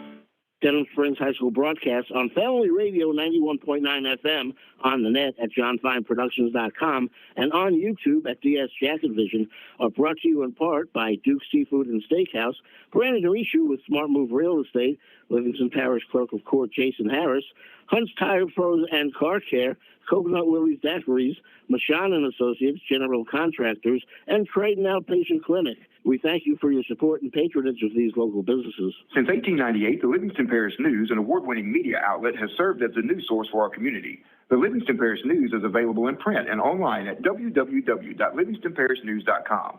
For complete and comprehensive coverage of what is making news in Livingston Parish, as well as Livingston Parish sports, we have you covered. Opinions, politics, lifestyle, and the arts. No matter how big or small the story, the Livingston Parish News is your source for community news in our parish. Serving Livingston Parish for more than 120 years, it's the Livingston Parish News. Personal injury? Boyer, Abear, and Angel. Auto accidents? Boyer, Abear, and Angel. Workers' compensation? Boyer, Abear, and Angel. One law firm can handle all of your legal needs, and you don't have to fight big city traffic to find them. Mark Boyer, Dominic Amato, Lucas Schenk, and Allison Costanza have a team of 12 attorneys ready to assist you. The lawyers at Boyer, Abear, and Angel have invaluable experience that allows them to provide expert legal counsel that's professional, prompt, and productive. Small-town values, big city results. Boyer, Abear, and Angel. Welcome back in. Post-game wrap-up here from Yellow Jackets Baseball. It is 6-4 the final. Josh Ward alongside head coach Kyle Setterdahl. Coach, first time we're getting to see you this year. Great to have you be along on the ride here for you. You know, we've got the Walker game tomorrow, then we'll be with the Sandoval game next week for you, and then, of course, wherever the playoffs take us, we will go with you as well. So happy to be a part of it, man. Yeah, we really appreciate to have you guys. I mean, it's a really cool thing to do this for high school baseball. It is, and it's great to kind of, you know, we're kind of jumping in here late, but we had the great success of boys and girls basketball kind of held us up a little bit, but it's great to see all the programs doing well around here. Your first year here, obviously a pretty large turnaround for the Yellow Jackets. Y'all are now 21-8 overall, 4-4 in district play. A team that is well positioned for the playoffs this year, and a team that missed the playoffs last year. So what has been the quick turnaround for Denham Springs? Well, most of the credit goes to the boys and how hard they're working, and they wanted change. They wanted to improve. They wanted these things. So most of the praise and everything goes to them for their hard work. But the system we've done, everything we've put in place, has given them the opportunities to succeed. I'm just happy to be a part of it. You had great success in your year at Slidell, and then you make the move over here. How hard was it when you got that phone call to come home? I know you had kind of started a good thing going there at Slidell, and then when the Lady Jackets played Slidell in basketball in the playoffs, I saw you were talking to a lot of friends you had made over there. So, but when home calls, it's hard to say no. That's 100% correct. My family's still here. Everyone is still here, and this is where I graduated from. So it's hard to say no. And I mean, we have the facilities, we have everything we could possibly ask for, and a great group of guys. So saying goodbye to my guys at Slidell, I was really, really sad and disappointed, but I was also eyes forward on new things here and being able to be close to my family and really try to bring this place back to where it's supposed to be. When you inherit a senior class that you're picking up in their last year, is there any kind of is there ever any kind of pushback that you anticipate that you didn't have, or were they eager to, as you said, take on that new challenge and experience that change? Well, every one of the seniors are different. Some of the guys who had been set in and played for 3 straight or two plus years, they're a little bit more resistant to change because they've been successful in their respect because they've been starting since they were sophomores, and the new starters are eager and anxious to learn. But I think we did a really good job when we got in here in the month of June and we started establishing how we wanted to play the game and doing things. And we started early. We were getting after it in June, making sure during Metro that people were playing the way we wanted to. And then we got into the fall, we started establishing the expectations of themselves and the expectations that I have of them. And eventually they all fell in line and they all believe the same thing we do. So it's going to be really good. Talking about this game, so you get the 6-4 win over Prairieville. This one kind of had some weird swings in it and some weird things that happened. I know there was the call at second. That was some kind of question about that one. We weren't sure what that one was up here. Can you explain some of those little things that we saw here tonight that aren't exactly what you usually see? Well, it's just a lot of moving parts, especially when you have a ton of base runners. There's a ton of stuff to look at, and the umpire's looking at different things. And I believe the play you're talking about is our shortstop fielded the ball in the middle, and he was able to step on the bag before he threw it across. And they were saying we didn't step on the bag. Gotcha. He was saying we did. And there's a ton of moving parts. And, you know, we had some guys come off the bench and have some great at-bats. Had guys come off the bench and steal bags. So it's not just the top we have right now. We're really deep. Our pitching staff did great. They did everything they were supposed to do, and some of these other base runners, everybody's moving around, a ton of stuff's happening at one time, so the controlled chaos is what we're trying to call it, and we know what we're doing. We're just hoping that we can put pressure on everybody else. Is it true that hitting is contagious at times? When y'all got things going, the bats really started to heat up a little bit? Oh, yeah. Hitting's contagious. Energy is contagious, and that dugout, they are wild, and it's a ton of positive energy coming from that dugout, and each person in there supports everybody else, so that's great to have. We were talking about your mound visit here towards the end when you went out there trying to close this thing out, and your back was to us, but I saw all the players kind of laughing and doing it, you know, so we were just trying to ease the tension up there, like, hey, guys, just calm down, let's finish this thing out. Oh, yeah. Keep it light. Well, I'll tell you this. It starts with the two in the middle. Matt and Jace are very, very very good friends, and they are two very good leaders that we have, and nothing ever gets, I don't want to say too serious, but their focus is really, really great, and especially having that in the middle and then being able to take the deep breath and chuckle, make somebody else laugh, even when they may have made an error, making sure to pick them up, and those two senior leaders in the middle are just, I couldn't be more happy and proud of what they do in the middle, and they make us all laugh, so it's really good. Flipping focus, Walker comes here tomorrow, 2-game series. You'll be here on Friday. You'll go there Saturday. You know, 1, it's a parish rival. 2, Walker has had some success in the past. But when these two teams get together, you can always kind of throw a lot of the records out. We always talk about that. No matter what the sport is, you're going to get their best shot. What do you expect from Walker tomorrow night? Well, we expect them to give us their best, just like we're going to give them our best. And because they're down the street, a lot of these guys have played against each other their whole life. Some of them are friends and all these things, and it's a rivalry. It's a down the street, all these guys. It's a district rivalry. Fortunately, me and Coach Forbes came in the same time, so we've actually used each other, and I'm asking him questions, and he's been a really good friend to me so far. But they're really, really talented. They can really swing the bat, and what I'm hoping is we attack the zone, and our defense plays as well as it has its potential to play. and then it becomes a really offensive game, and we kind of go back and forth, and I'm hoping we get the last blow. Absolutely. We'll be looking forward to that one. Coach, congratulations on the win tonight. 21-8 now, 6-4 the final here against Prairieville. We'll take a timeout. We'll come up and wrap it up here. And the post-game show wrap-up, it is 6-4. Yellow Jackets with the win. We're back after this on Yellow Jackets Baseball.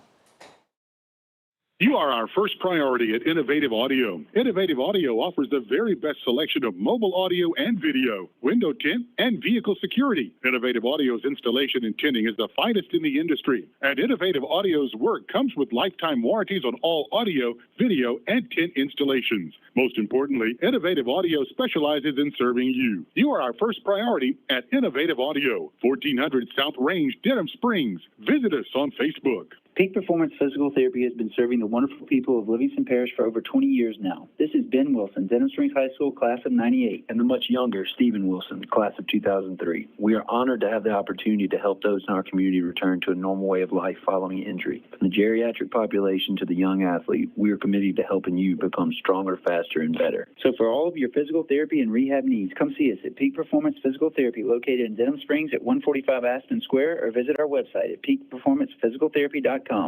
If you're a small business owner in the Denham Springs area, think about everything you need to help your business succeed. You need a plan, happy customers, steady cash flow, and an insurance agent that gets you. State Farm agent Brandy Robertson runs a small business in the Denham Springs community area too, and she understands the unique needs of local business owners. She will make it easy to choose the right protection at the right price, because one thing you don't need is insurance stress.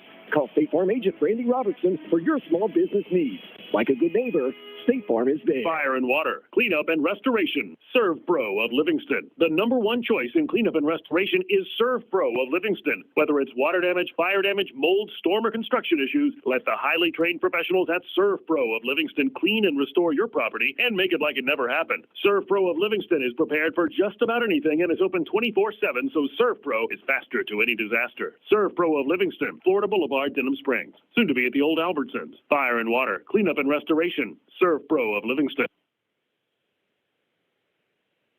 Welcome back in to Yellow Jackets Baseball. Post-game wrap-up here from Denham Springs. 6-4 Yellow Jackets with the win over Prairieville. 21-8 overall, now 4-4 in district play. Josh Ward alongside Dawson Albin. I only said Dylan one time, I get a little bit of credit there. Right. So, just Dylan one time. Also, I want to thank our crew here. Coach Barry jumping in with the camera work for us. Great job tonight. Darren Frente, great job as always. I'm always throwing new things at Darren that he doesn't know. Right. And then we got here. Look, I know she's not watching this, but I hope somebody gets a clip to her. Miss Desiree Kennedy, you are the best of the best. We get here. And, there's always some kind of little internet issue or snafu that has to happen. I have Desiree Kennedy on speed dial, and she was just fantastic. Called her. She got us up and running, so always appreciate her. I told her we owe her something big. I don't know what it is. So, John, get the checkbook out and just send it to her. But definitely appreciate them. Lamine Figueroa back at the studio. Great job as always. Great to have everyone along with us. Good to have you with us.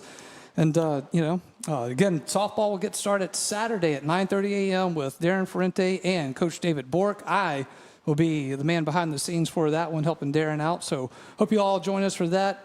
All right, Dawson closes out here. Good win for the Yellow Jackets. Obviously, you turn around and play Walker tomorrow. How do you stay focused? This one's in the past, knowing that Walker's coming in tomorrow. Well, you just got to have a short memory after this one, man. You got the win. You did what you were trying to do tonight. Now you just got to keep that momentum going forward. Happy with the win, knowing that there were some mistakes that you need to clean up when you have a parish rival coming in. I mean, would that kind of be the message? For sure, definitely. All right, that'll do it here for us. Again, 6-4 the final. It is Denham Springs and Walker. Tomorrow it will be 5:30.